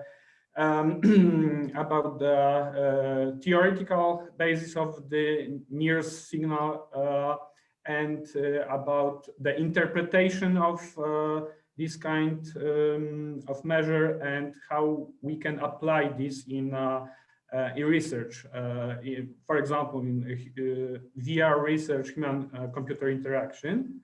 And we will be happy to answer to all your questions, of course. So first of all, the basis of NIRS technology is the fact that our body is partially transparent for the light. Here you can see that. Sorry. Screen. This is presentation. Sorry. So just a second. Okay. Okay. Now you see the picture that show that our body is partially transparent to the light waves. You see that the visible light, intensive visible light can penetrate our skin and our bones. So we use these effects, but we use the specific bands in the electromagnetic spectrum, which is called near infrared, and near infrared because it's this spectrum belongs to from 700 to 900 nanometers range of light wind. So why this spectrum we use? Because these waves can penetrate our body, can penetrate and reach the cerebral cortex, and is blocked by oxygen and deoxygenated blood. The relation between the proportion of the hemoglobin in our cerebral cortex with oxygen and without the oxygen can estimate activation in this brain area. So the near infrared spectrum is important for research in neuroscience, this kind of research. And also the main idea of measurement in FNIRS devices based on the modified Beer-Lambert law. And I can say that if we know the intensity of the light that we use, we send to our body, and also we know the intense of the light that we received by the detectors on the surface, and we know the characteristic of absorption, the material that we measure, like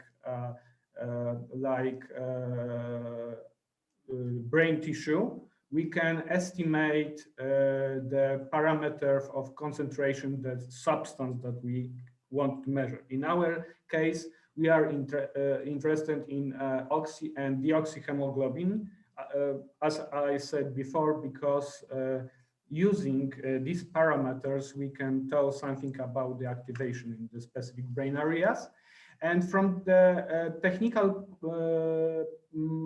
perspective, it's look like on the in the this photo on the right, that we have a detectors and emitters, emitters of the infrared light, and detectors to measure the light that come from emitters. And we place these elements on the scalp using, for example, EEG electrode location as our reference points. You can also see on our systems as well. And what is the interpretation of this signal? The interpretation based on the connection between the neural activity and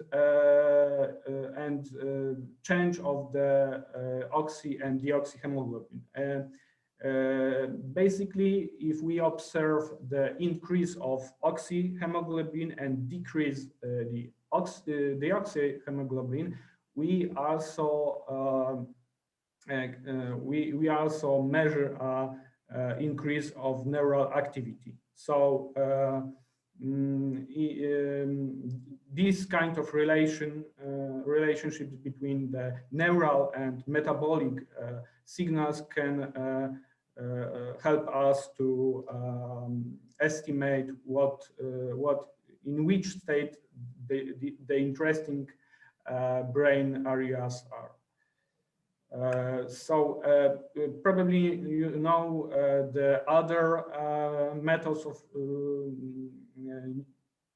other techniques to measure the activity of brain, the brain activity like EEG or fMRI, and we can say that fNIRS is between them in the temporal resolution and spatial resolution. So, but the biggest advantages of this kind of technology is that it's mobile.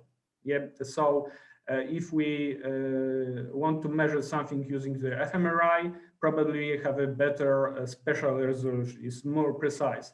If we use EEG, probably it's better in the temporal resolution. It's faster. But fNIRS can be used in such kind of situation that the other system can't measure brain signal, especially in this real life situation, during the movement, during outside of the lab, or when we want to connect different devices, not only measure not only the metabolic signal, but also the electrical physiological signal of the movement parameters. And yeah, the fNIRS allows to make a research outside the laboratory, connect with the virtual reality or the simultaneous recording signals from several people, like you can see, to make the hyperscanning study. And our solution is a complete fNIRS ecosystem that meets all of these conditions. So it's wireless, is fully mobile, and the registration of movement parameters also can be measured using IMO model, and we can integrate a fNIRS signal with other kind of signals using lab streaming layer protocol. And now I want to ask my friend to show how easy we can apply this device during the. Okay, thank you very much. So I'll stop screen sharing now. Now you can see the whole system. It's applied on the mannequin.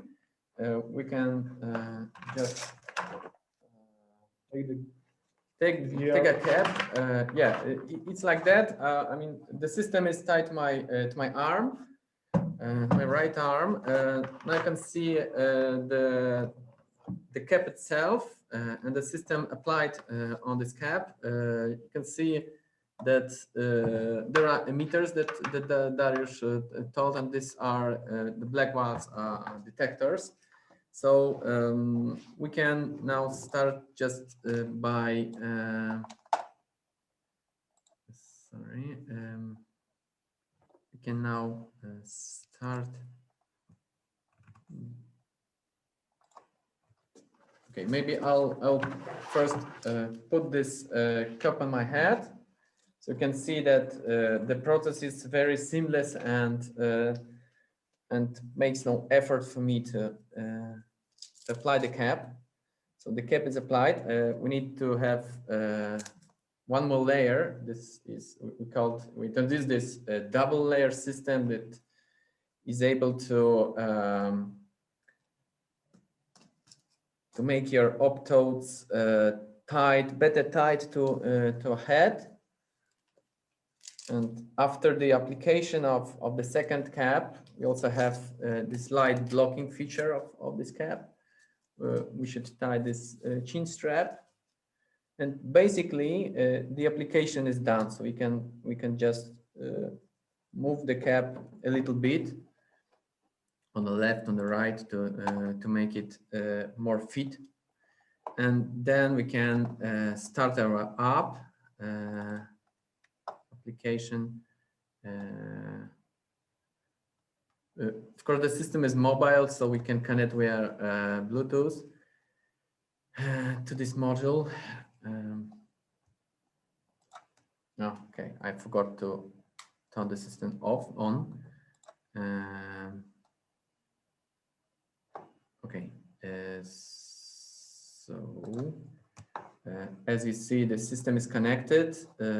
Now we can start it.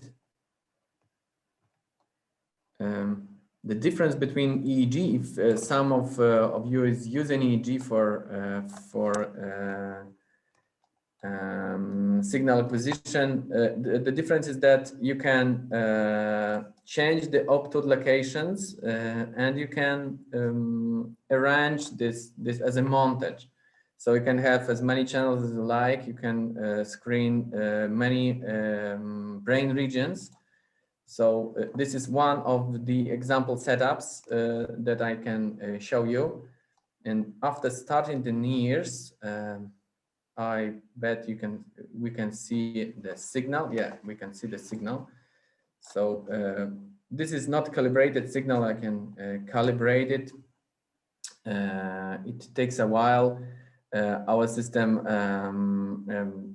has a emitter-based calibration, which is superior to calibration, a standard calibration like calibration with a detector adjustment sensitivity, because we did not introduce different signal to noise ratio to the signal. And then you can see signal is coming from my head. It's really stable. It does not introduce any movement artifacts like in EEG, while you can see the movement on this bottom screen because it's an EMU module. So it's an accelerometer or other gyroscopic devices that measure my head movement, while signal remains stable. Let me show you the signal from one optode. It would be better. We can see a clear pulsation. This kind of signal is just it's my pulse, and this slower wave are so-called Meyer wave. They regulate tension and of my blood. So this is a pure physiological signal we can see, and after that, it's the signal from the first channel is coming from my motor cortex area, left motor cortex area. So we can expect that moving my right hand will will change this signal in some kind. So let's try to do this. Okay, this is a basically finger tapping task, and you can see, you should see, probably should see something like decrease. Yeah, this decrease is coming from the and now I'll stop, and we should see an increase in following couple of seconds. There's a light increase as you see here. This was a pure influence of the task. Now I'm moving my mouse with the right hand, and again you can see a decrease of the signal if I stop. So there is a good example of real time signal acquisition without big effort. Afterwards, after this signal, of course we can after screening the signal, we can record it and basically the software allows us to stream the signal in real time. It also has an advanced programming interface to interact with the system in real time, or you can you can have your own data analysis pipeline. But if you use something like on an offline pipeline, we recommend doing it by Homer 3 software. You can see a signal coming. It is average signal coming from the basically the same task, or the task of movement of the right head. And on this left optote, you can see a clear hemodynamic response of the oxygenated hemoglobin and decrease in deoxygenated hemoglobin. So it's a pure physiological response, hemodynamic response of the brain to the stimulation. Okay, so I think we are done with the presentation. If you have any questions, that you are free to ask. Wow. So I see a few questions. Okay, so we can start answering for them if you don't mind. The first question: do you have any VR FNIRS case study? There is a publication about the FNIRS and FNIRS VR registration, but most of them based on the EEG signal. The FNIRS study are there are less number of studies we've used the FNIRS because it's quite a new technology. But if you are interested in just contact with us, we sent you some example of publication about the FNIRS and VR registration. What about artifacts? Yes. So what about artifacts coming from the HMD? So this is basically a great feature of optically based registration, that optical signal has no interference with the electrophysiological signals and from the electronic disturbances that come from other devices. So this is completely immune to this kind of artifact, and that is great because this is a real improvement in terms of signal quality comparing to let's say EEG, where of course you have lots of artifacts coming from the outside. Next question: do you have any comparison data? So of course we have data sets. Also we compare our signal in terms of signal to noise ratio with other devices on the market.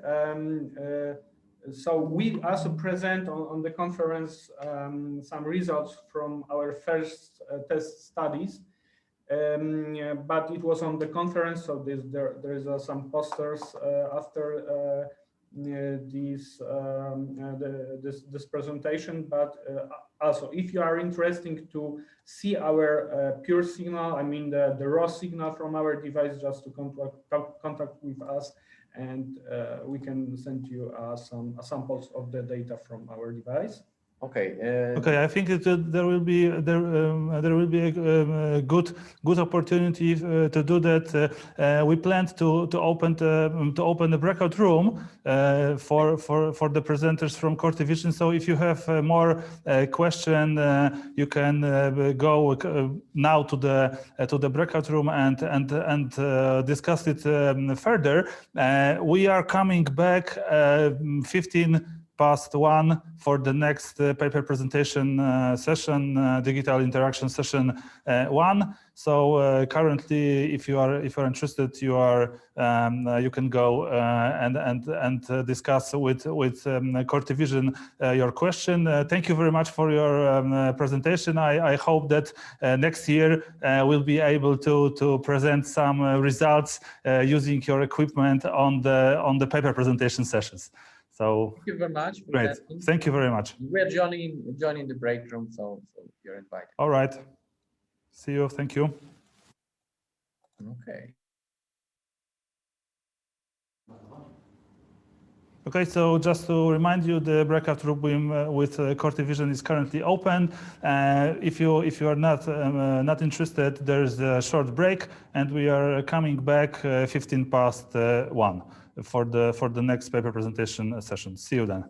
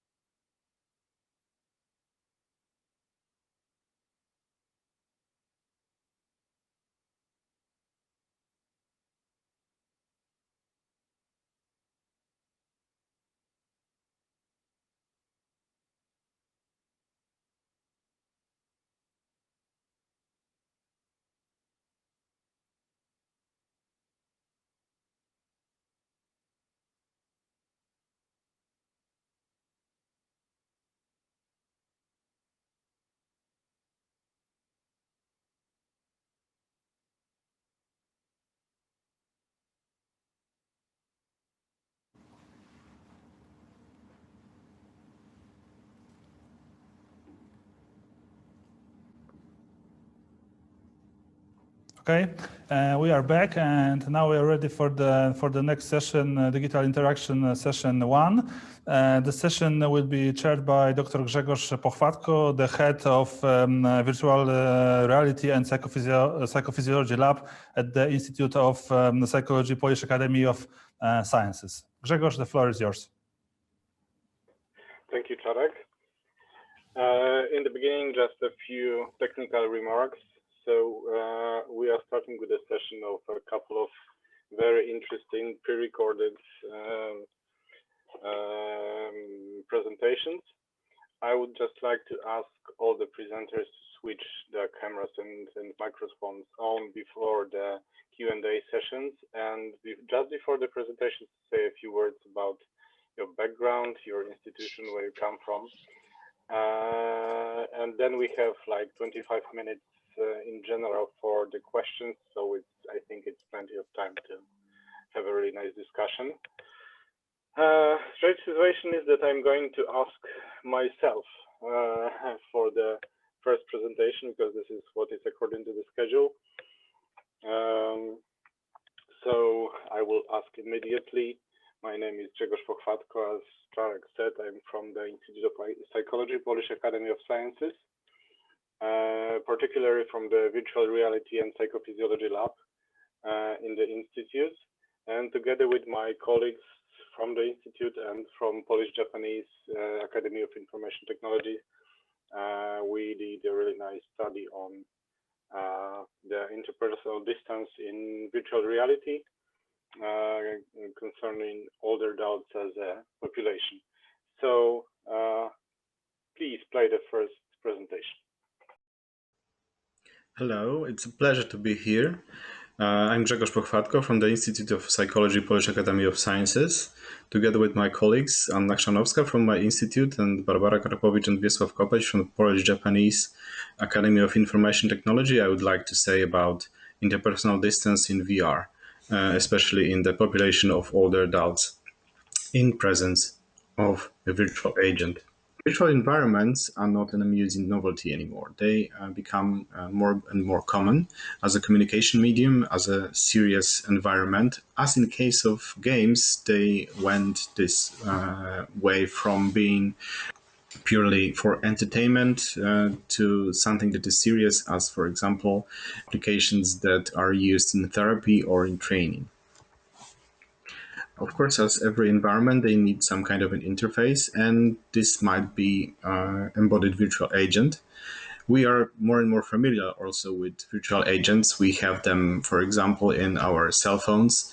They are able to understand our natural language. They are able to respond in the same way. So what if we give them a body? Users have natural tendency to treat computers and actually all devices that they use on a daily basis as if they were people. They give them names. They sometimes treat them as an agent in the virtual in the social interaction. If they have human-like body and respond to environment, if they try to mimic human movement, like for example gaze, gestures, facial expressions, and also have this information about the presence of a user, of a human, they are able to respond to a user. They also understand our natural language. So we do not have to imagine the ghost in the machine anymore. It's easier to treat them like humans, and we do not have to suspend our disbelief anymore. It is almost not an illusion of co-presence anymore, and instead we have some kind of a genuine social interaction. It's almost like this. In some studies, it has been shown that giving virtual agents a body is pretty positive, because people have higher confidence in such a case, they have more trust, and they feel social presence. Using serious games or serious virtual environments in everyday life as training applications, as therapy applications is cheaper. It's sometimes more effective, or at least as effective as in case of live interaction. and it gives almost unlimited access. It is especially important when this access is limited for any reason. So, for example, people are living far away from a big city where they have access to specialists, or public services are limited. This is safe, and it may be remote, which is important in times like pandemic. We have to also take into considerations that we have a new group of users, that is older adults. In case of older adults as a new group of users, we observed the largest growth of interest in VR apps in this population, from 0.5% to 6% in just 2 years. In the same time, the VR market, we know that VR market would double in size till 2023. And in the same time, we also know that the percentage of older adults in the European population will exceed 25%. So we are witnessing the dawn of the super age society. And VR is one of the ways to assure active aging. This has got good foundations because studies show that older adults have positive attitudes toward VR and technology in general, and they perceive VR technology as easy to use.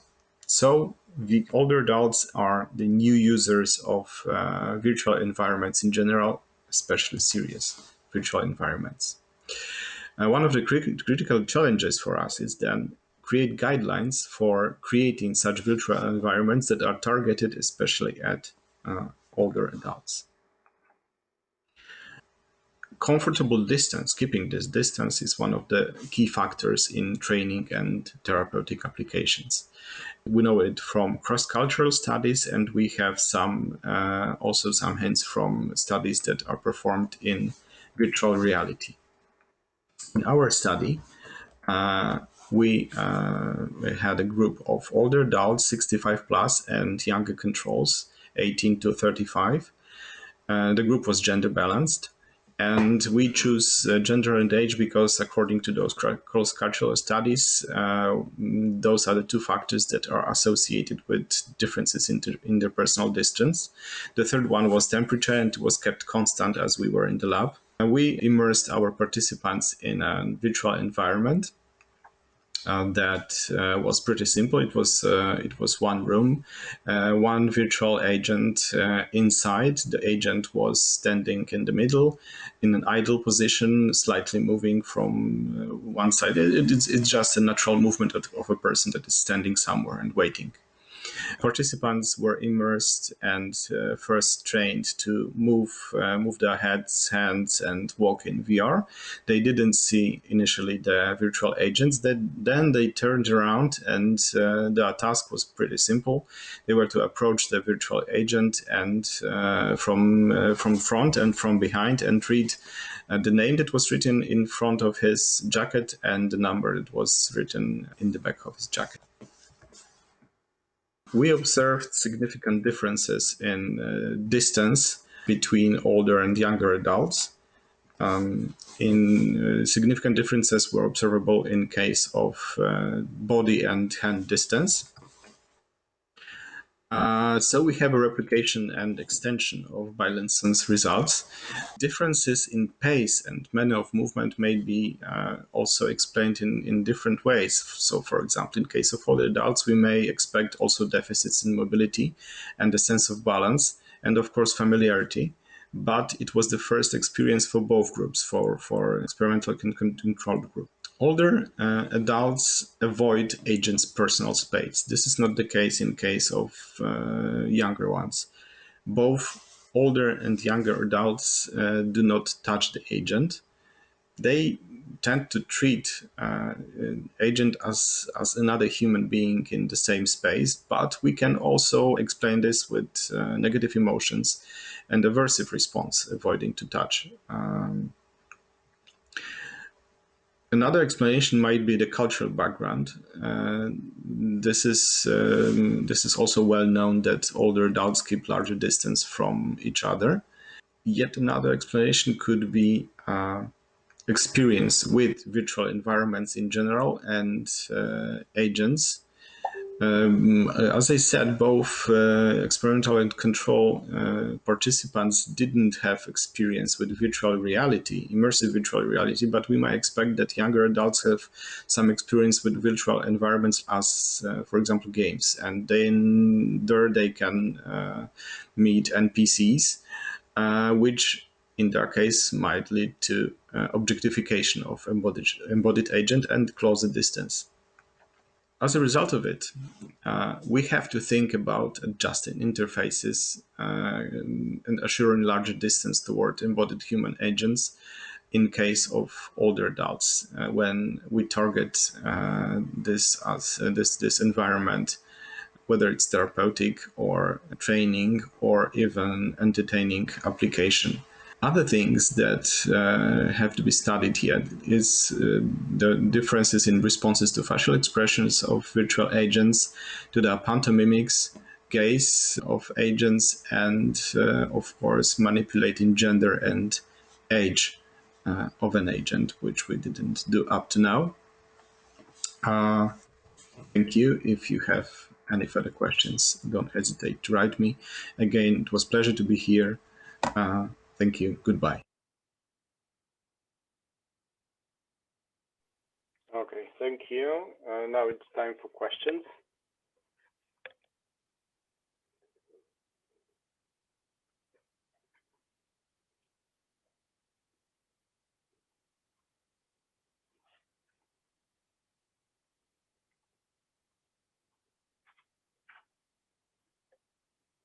I just encourage you to post some questions either via the chat or via the application that was made available to us by the organizers. It's Slido.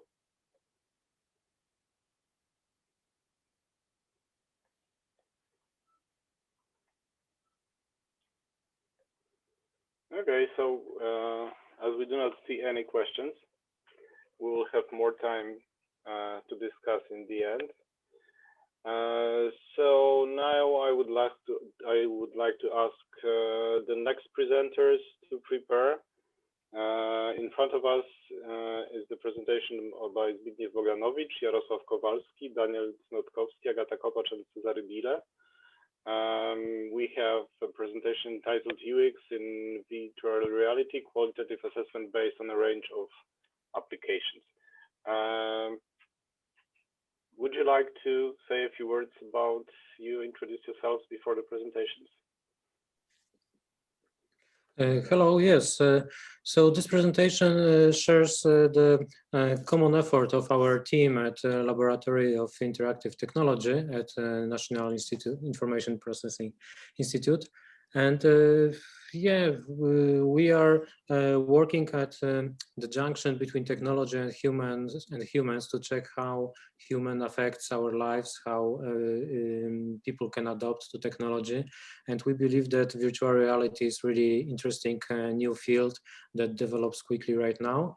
That's why we wanted to do this like a exploratory study that gives us first insights about people's reaction to being in virtual reality. And I think, yeah, let's look at the presentation and then we can discuss this afterwards. Cool, thank you. So please start the presentation. And I would have pleasure to present you results of the study about user experience in virtual reality. We did this study at the National Information Processing Institute in Warsaw with our team of researchers. First, I would like to tell you a few words about the reasons why we got involved in this study. So first, we noticed that virtual reality is at an interesting moment of development. So technological advancements in equipment are already really high. I mean, equipment is so sophisticated that it can create impressive simulation of virtual world, but still people are not aware of it. yet. So we have the rare opportunity of testing technology when it is already available, but people don't know it yet. So we can test their first impressions, check how user interface affect this impression, what can be improved, and what works already well. And the whole area is still barely known. Although there are some researchers obviously made, still there are many white spots and places to learn. So we decided that at this stage it's good to make qualitative interviews because this can give us general information about the topic and show directions for further research. We did it in such a way that we invited participants to our study. The interview lasted about an hour. About 40 minutes was lasted experience in virtual reality, and for 20 minutes we discussed this. We invited 18 adults in 3 age groups to have people coming from various generations, and 8 children aged 7 to 12. And the study was done in July last year. We showed them in random order 7 applications that we picked so that the applications were of high quality and give a variety of experiences that one can have in virtual reality. On purpose, we didn't show games, but we wanted to focus on more practical applications of virtual reality because we believe that this is interesting. This would be interesting in the future development of this technology. So first application was a 360 video showing clips from nice holiday destinations. The second application called Dreams of Dali shows imaginary world that is limited only by imagination of the creator. It shows that worlds in virtual reality can be really different to what we experience in reality, and there are no limits in creation. But we also showed the application that mimics reality as closely as possible. So here is the apartment where one could walk between the rooms, could pick up some objects, even play guitar that hangs on the wall, and can feel like in a real apartment. The other application was quite short. A person was asked to walk between 2 elevated platforms on the board, as you see, and we wanted to check if the virtual reality can simulate the sensation of being elevated highly above the ground. The other application was very interactive. This is inspired by Star Wars movies. The goal, the task for the participant was to repair the droids. And the droid had to be lifted to the platform when it was repaired, and broken elements had to be replaced. Then we shown a virtual tour prepared by Google Earth. One could see nice natural landscapes and beautiful cities highly from above the ground. And we also shown a virtual reality museum, and I would show you a short clip so that you can feel how this virtual museum looked like. So it felt like a bit like a normal museum when you take a map while you enter. You can see that the upper floor is not like on the paper, but it's a bit elevated above. The museum consists of various artworks that are collected in this virtual place. There are several rooms with different topics, and please note that the artwork is prepared in big, really attention to details. So you can see lights reflecting on the painting, you can see brush stroke, you can see shades, and also elements of the sculptures. So it's really prepared with in very fine detail. One could move around this museum by either walking in the reality that is in this walking is reflected to this virtual space, or by indicating a point on the floor. And here's the lift that takes you to the upper level of the museum. So together with the voices around that mimics the real noise that you could expect in a museum, but enhances the overall quality of simulation. So that's how it looked like. We don't have time to show you all other applications, but now what we have learned from this study. So first we evaluated various control modes, and the most convenient for people was to move around simply by walking. That is reflected in virtual world. This is quite obvious. Also, teleportation, either with an indicator or gaze pointer, were evaluated really as a convenient way of moving around. And interestingly, people had problems with the control by cursors on the controller. Movement with this way made people a bit out of balance. They felt dizzy. It was a strange feeling, like being pushed or like sliding on the floor. It didn't feel natural, and most people didn't like it. Interactivity was a very important dimension of the experience. The more interactive apps in general, the better people liked them, especially children.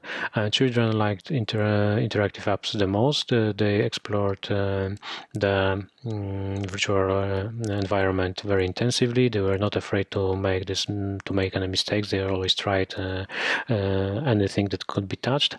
They learned interface very quickly, and they didn't need our guidance to move around. And they were the only ones that accepted this movement with cursor or joystick. For adults, it was difficult. In terms of immersion and presence, so two main dimensions of virtual experience in the literature. On both dimensions, this simulation was evaluated very highly. So people really felt as if they were transferred to the other world. They felt that the events that they see are genuinely happening, and they are involved in it, and they felt emotions related to this. And some of them mentioned that they have this strange feeling that on one hand they know that this is virtual simulation, on the other hand they feel like it's something real, and that their brain is going crazy. To summarize what enhances the simulation and what reduces the quality of it, we prepared this summary. So the technical quality of simulation makes simulation better, and when you have no delay in response, when interface is easy to control, and when simulation affects as many senses as possible. But what reduces this overall quality is external voices, some technical shortcomings like low pixel resolution, the fact that you don't have body but you only see your own hands, the weight of the equipment like Google's cable, limitations of the physical side of the room, and the fact that people were alone in this simulation. We believe that this is an interesting area for further research to check how social interaction in virtual reality would be evaluated. Overall, we identified two groups of people that were very highly satisfied with them experience. So they were adults who did not expect that the quality of simulation can be so high, and they were surprised by super easy interface that just reflects their movements and they don't need to learn anything. And children for whom this is natural extension of the digital world that they like a lot, and they could feel like as if they were adult already. They didn't have the adult supervision. And why people would use it? So for adults, it's to break limits of reality, to reach places that in reality can be difficult to reach because of limits in money, time, or physical abilities.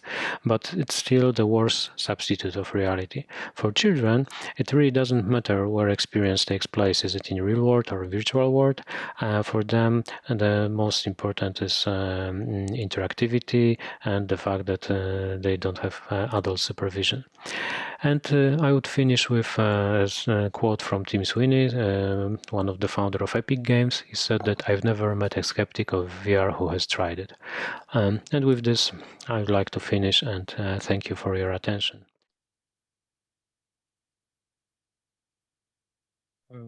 Thank you.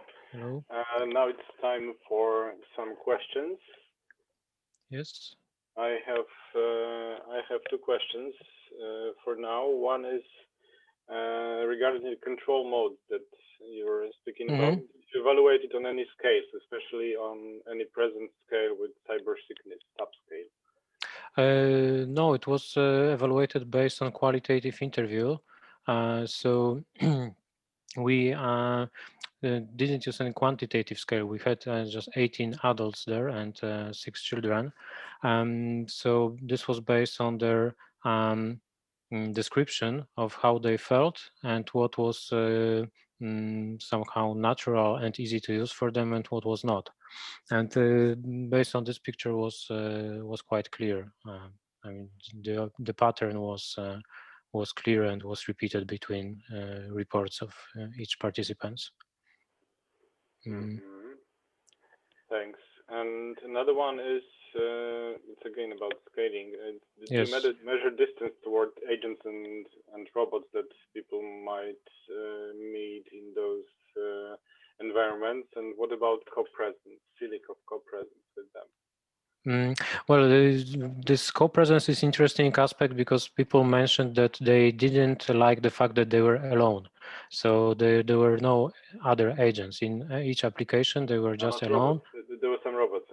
Yes, but still, it was not perceived as someone that is real. It was, and it was only in one application. And again, it was not like the main part of the task to move towards the robot or to move back from the robot. So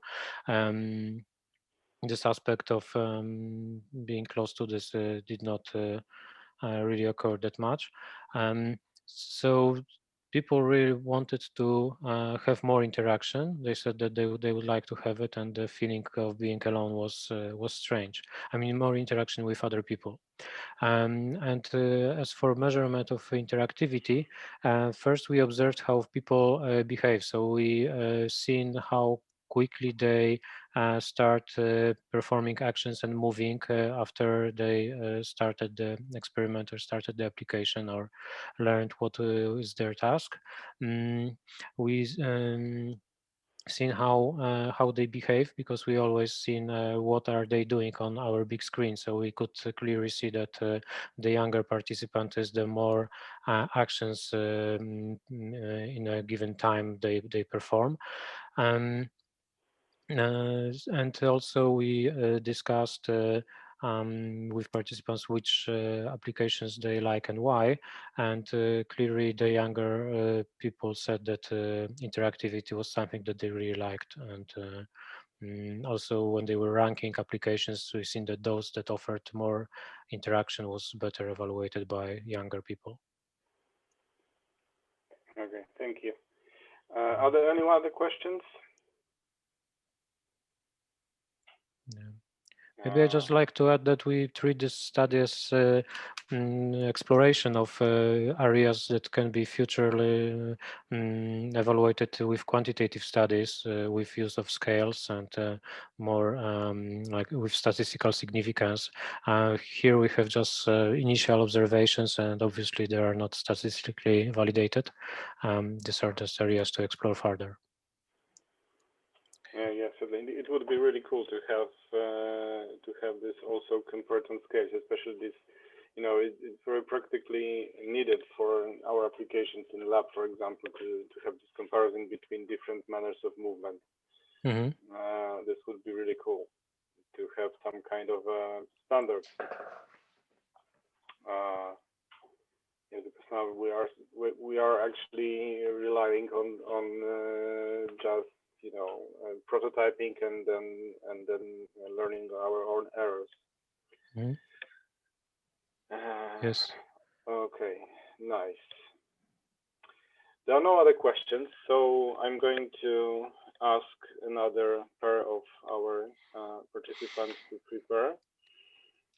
Next, it's a presentation by Piotr Toczyński and Grzegorz Banerski about patterns of digital users in irrationality in the moment of digital transformation of the media. Presenters, can you introduce yourselves briefly?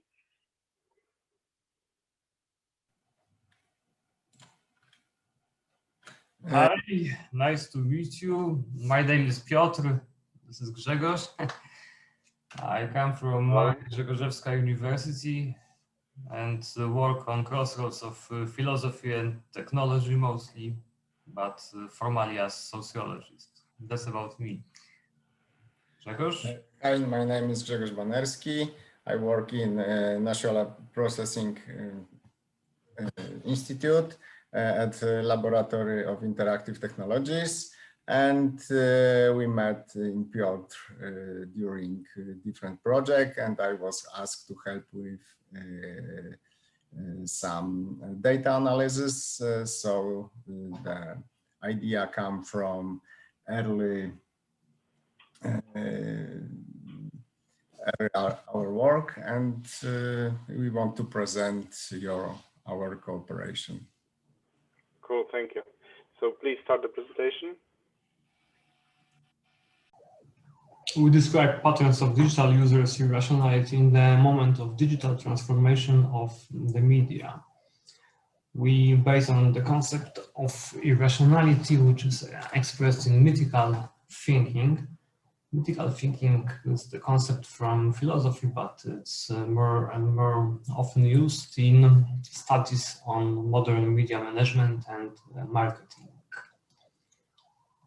So the characteristics of mythical thinking refer to feeling empowered, lack of critical thinking, overestimated importance, biased evaluation, and over-optimism.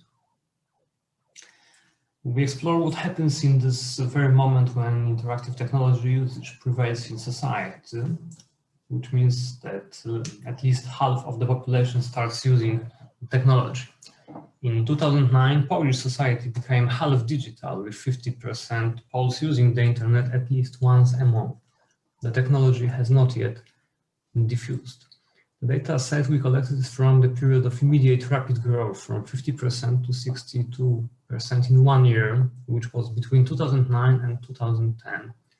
Our 3 waves allowed us to analyze the patterns of digital media usage and attitudes towards the social diffusion of basic digital technology in households and within the population soon after passing this 50% landmark.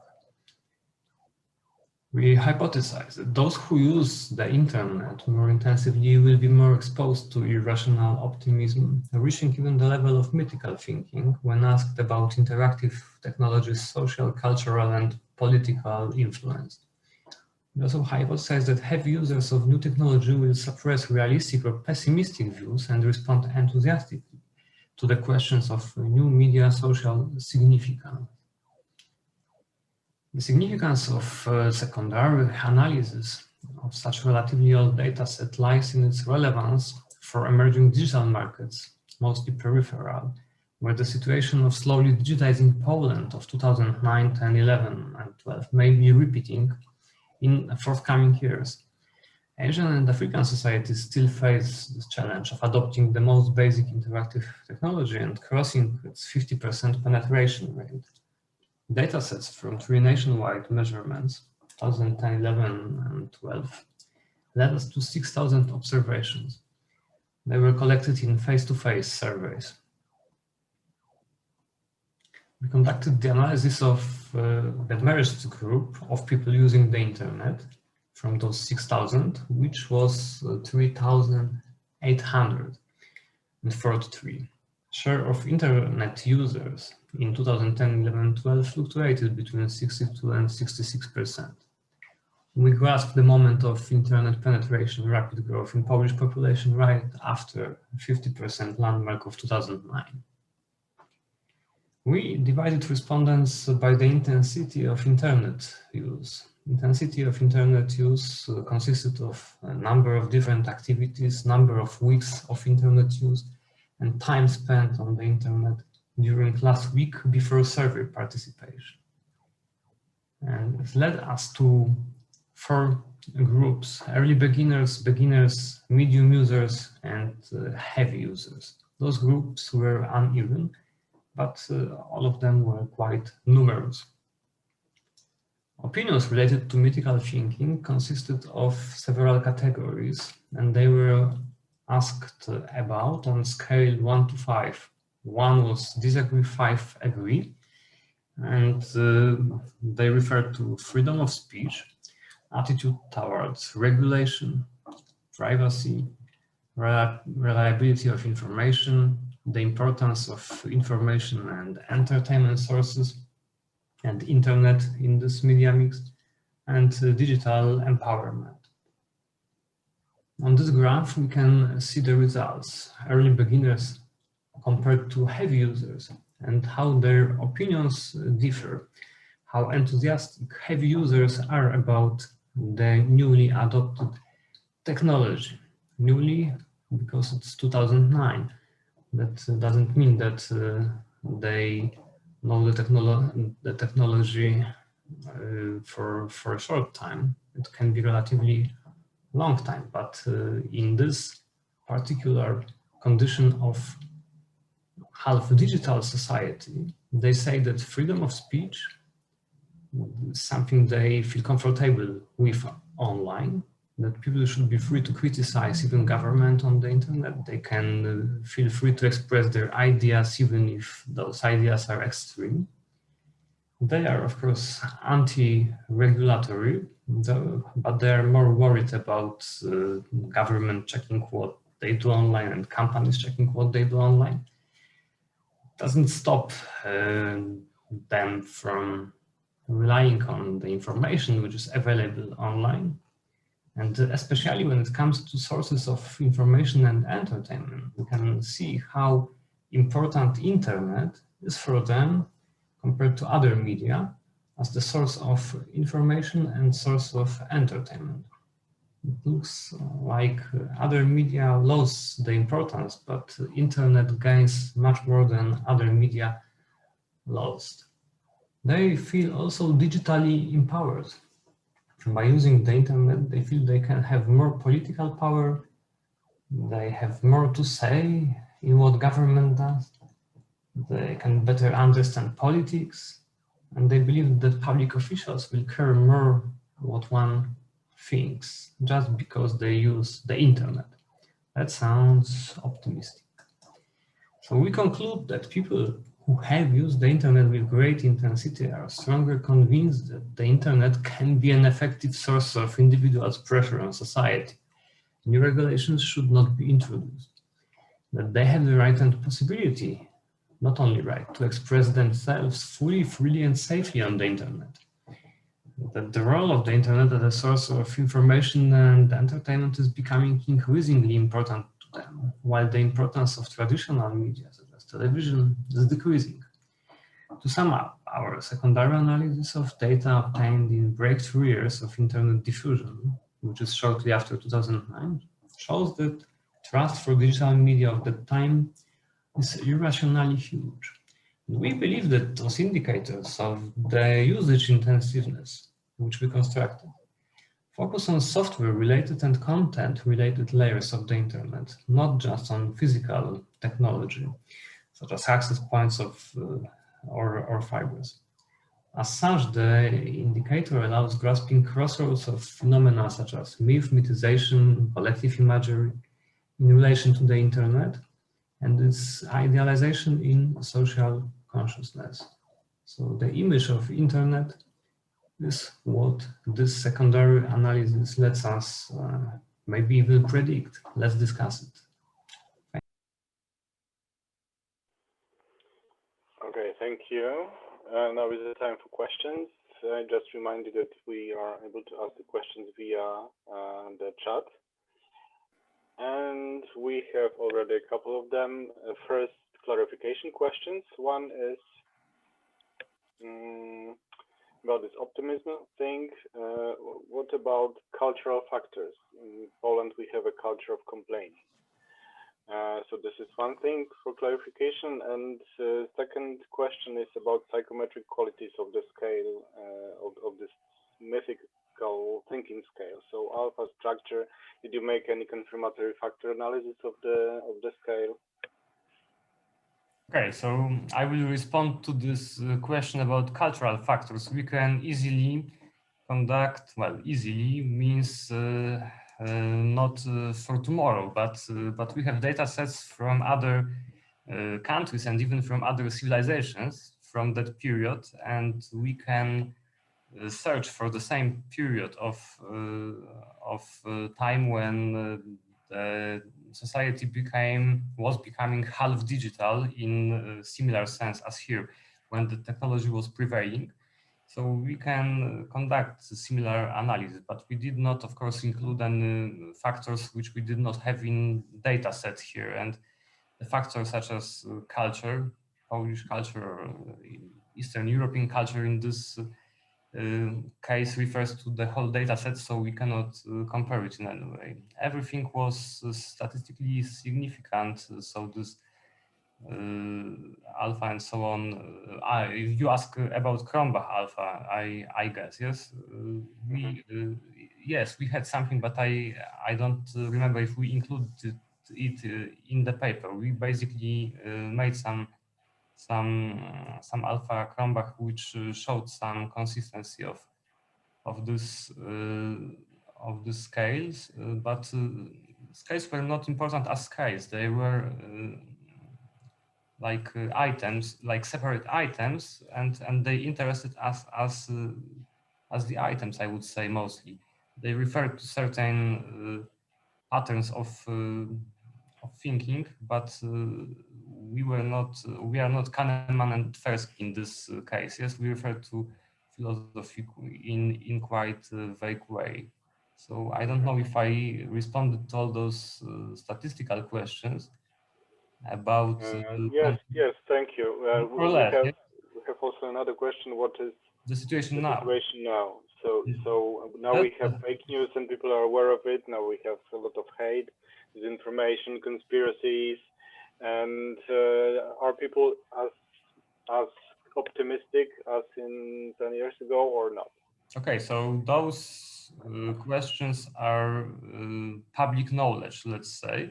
They can be asked again. I don't know similar data set for Poland for December this year or last year. We have some data sets which we could with this data set, with this analysis, secondary analysis, we would like to encourage similar analytics of data sets which are available for now. But we, of course, didn't have access to all those data sets. This could be another research project in which we would collect data sets and perform similar secondary analysis. But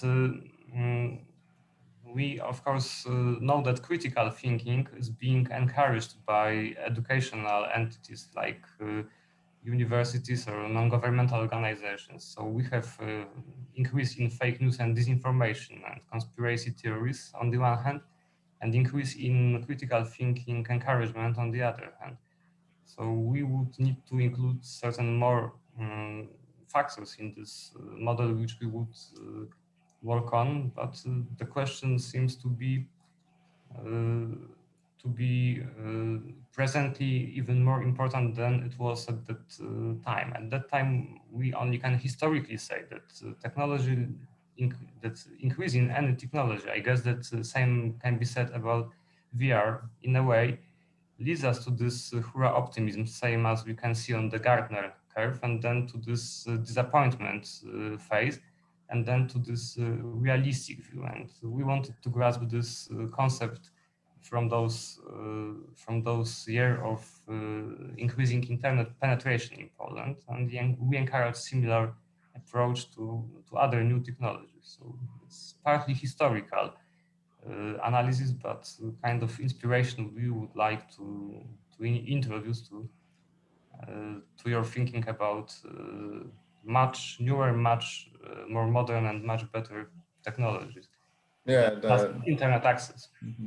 The research is not about the tracking data. It's more about how the new technology has influence on human being beliefs, yes, and how one can adopt the trait of the new technology into his belief system.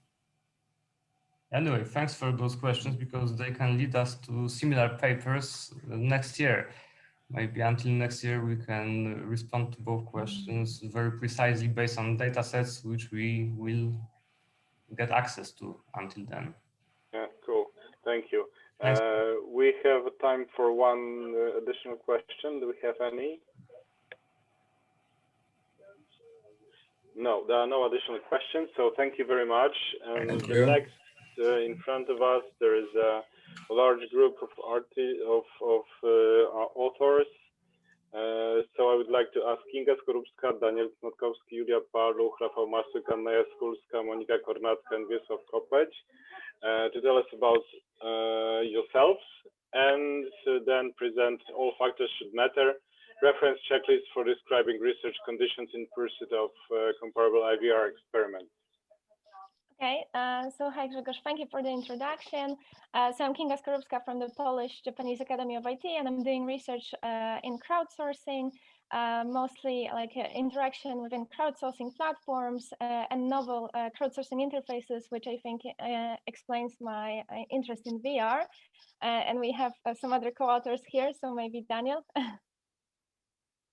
I'm part of the MIDI technical staff, also co-author of the paper presented here. Wiesław? Yeah, it's nice to meet you all in this virtual environment, and I would like you to, sorry, I have to switch the source of the, yeah, perhaps now you it's better. Yeah, hear me much better. So thank you everyone to joining the conference. We as a Polish-Japanese Academy of Information Technology are also co-organizers of this conference.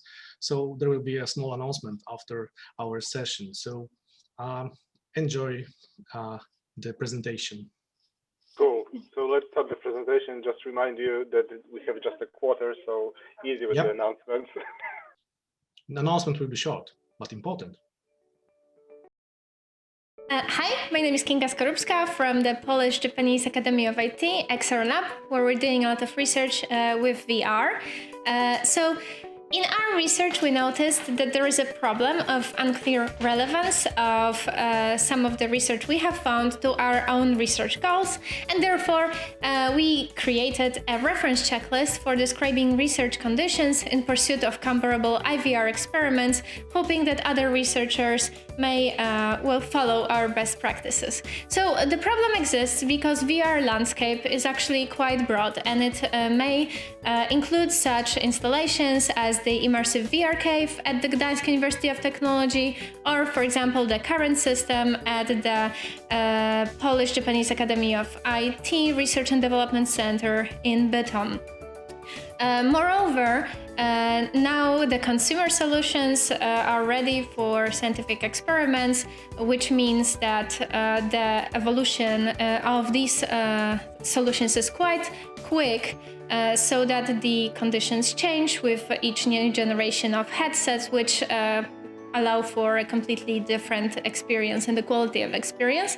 And second, because of this, there is a large influx of new researchers into the field of IVR, and this was also noticed in a critical analysis of human subject experiments in virtual reality and 3D user interfaces by the authors, who claim that this is because in order to be able to conduct such experiments, the researchers have to have interdisciplinary knowledge of both like technology in the field of HCI as well as psychology to be able to work with human subjects. So there are multiple problems this creates. So the research conditions are not well explained, both in terms of technology and the things related to human factors, which influences the comparability of these experiments, but also the replicability, because if we cannot recreate the research conditions, it's hard to gauge if the experiments had some relevant influence on our own goals. So in order to mitigate this problem, we created a checklist, which includes 5 key areas. So hardware, software, environment, participants, and distractions. So let's start with hardware. First of all, we have the headset and controllers and their comfort, the tech specs of the computer running it or standalone solution, the audio, cable management or wireless solutions, and any non-standard and controller qualities or other accessories and mods. Next, we have software, which is the framework, for example, the like Steam VR, then the driver version, the application engine, boundary system used, as well as user calibration, both in the software and out of it. Then we have the environment, so the type of the environment, the graphic fidelity and style of the environment, the avatar, which all influence the embodiment. Then we have locomotion and control scheme, sound design, but also such non-obvious things as ethical factors and some other unique, maybe cultural features. Next, we have participants. So the recruitment, procedures, informed consent, ethics, but also their age group, socioeconomic status, their prior experience with VR, or any training they have received in VR. Such things if they're wearing glasses or hearing aids, if they're prone to VR sickness, their attitude towards VR in general, but also momentary mood and physiological measures of momentary activations, so like skin conductance. And finally, we have distractions, so any obstacles, the waiting and calibration time, and I mean the mean time here, other people present, for example, the spotter, and environmental factors such as wind, smells, temperature, and sounds. So this is our preliminary checklist, and we'd like to invite you to test it and give us feedback on it. So if you think of any other factors that are relevant, or if you think some of those things we noticed are not necessary, so please let us know. You can email us or find us on ResearchGate and just talk to us during the conference. So thank you so much for your time, and we hope to hear from you soon.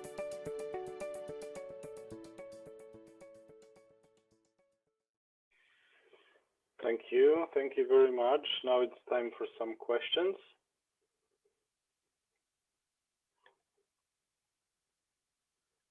Do we have any? Oh yeah, so I have here one question on the Slido.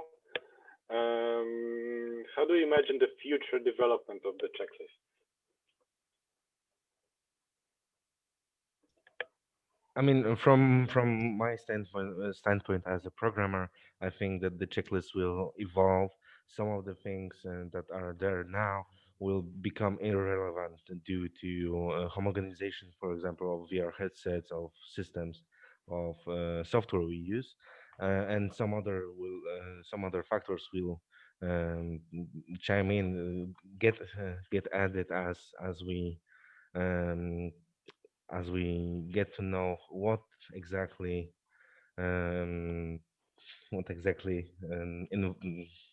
has impact on user experience in VR on our experiments.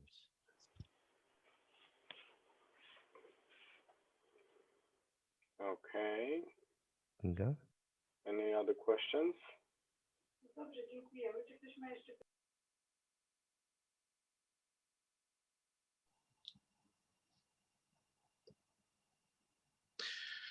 Okay, so there are no other questions. So thank you for the presentation. I will just briefly say that we will move to individual meeting rooms with all the authors. But first, Wiesław, you have an announcement to make. Yes, thank you, Grzegorz. I would like to, I'm happy to announce that organizers there will be a special prize for the best paper. The best paper award in memory of Professor Marasek, the founder of the conference and for many years the co-host and organizer of the conference. Special prize is founded by president of Polish-Japanese Academy of Information Technology. And tomorrow, after the last session, we will announce the winner of the this special Best Paper Award prize. And the prize is also evaluated in money. I mean, there will be like 500 euros prize for the best paper. So it was nice to meet you all and to announce this special prize from the organizers, namely the Polish-Japanese Academy of Information Technology and its president, Professor Jerzy Paweł Nowacki. Thank you so much and see you later in those. Thank you. Yeah. Now it's becoming interesting. Actually, you should mention this earlier, and probably we'll have more and more submissions in the sessions in such a case. Anyway, we are at the end of the session, so let me just ask all the authors to come to the individual rooms. If there are any person interested in further discussing whatever happened during the presentations, please just go there. Thank you for participating. Goodbye.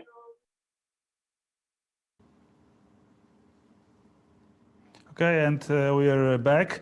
Thank you very much, Grzegorz, for chairing this session. Thank you for a very interesting presentation and interesting discussion. Regarding the information that was presented by Wiesław Kopeć from Polish-Japanese Academy of Information Technology regarding the Best Paper Award, we will be announcing the winner tomorrow near the end of the second day. And for today, we have two more things prepared. One will be a meditation session, which will start in a moment in a breakout room. And then please do not forget to join us at the social event at Altspace VR. Like I was telling at the beginning of the day, you do not need to have a VR headset to join us. You can do it from an ordinary PC. Of course, if you have a headset, it would be great if you could use it. The event will be starting at 3 p.m. GMT +1, and you can find instructions how to join on our website, conference website, in the virtual venue tab. So now we are ready to start the meditation session. The breakout room is open, and Gabriela is waiting there for you. I think it's a great idea to free our minds a bit, and after all these presentations and information that we had to digest through the day. So see you in 10 minutes.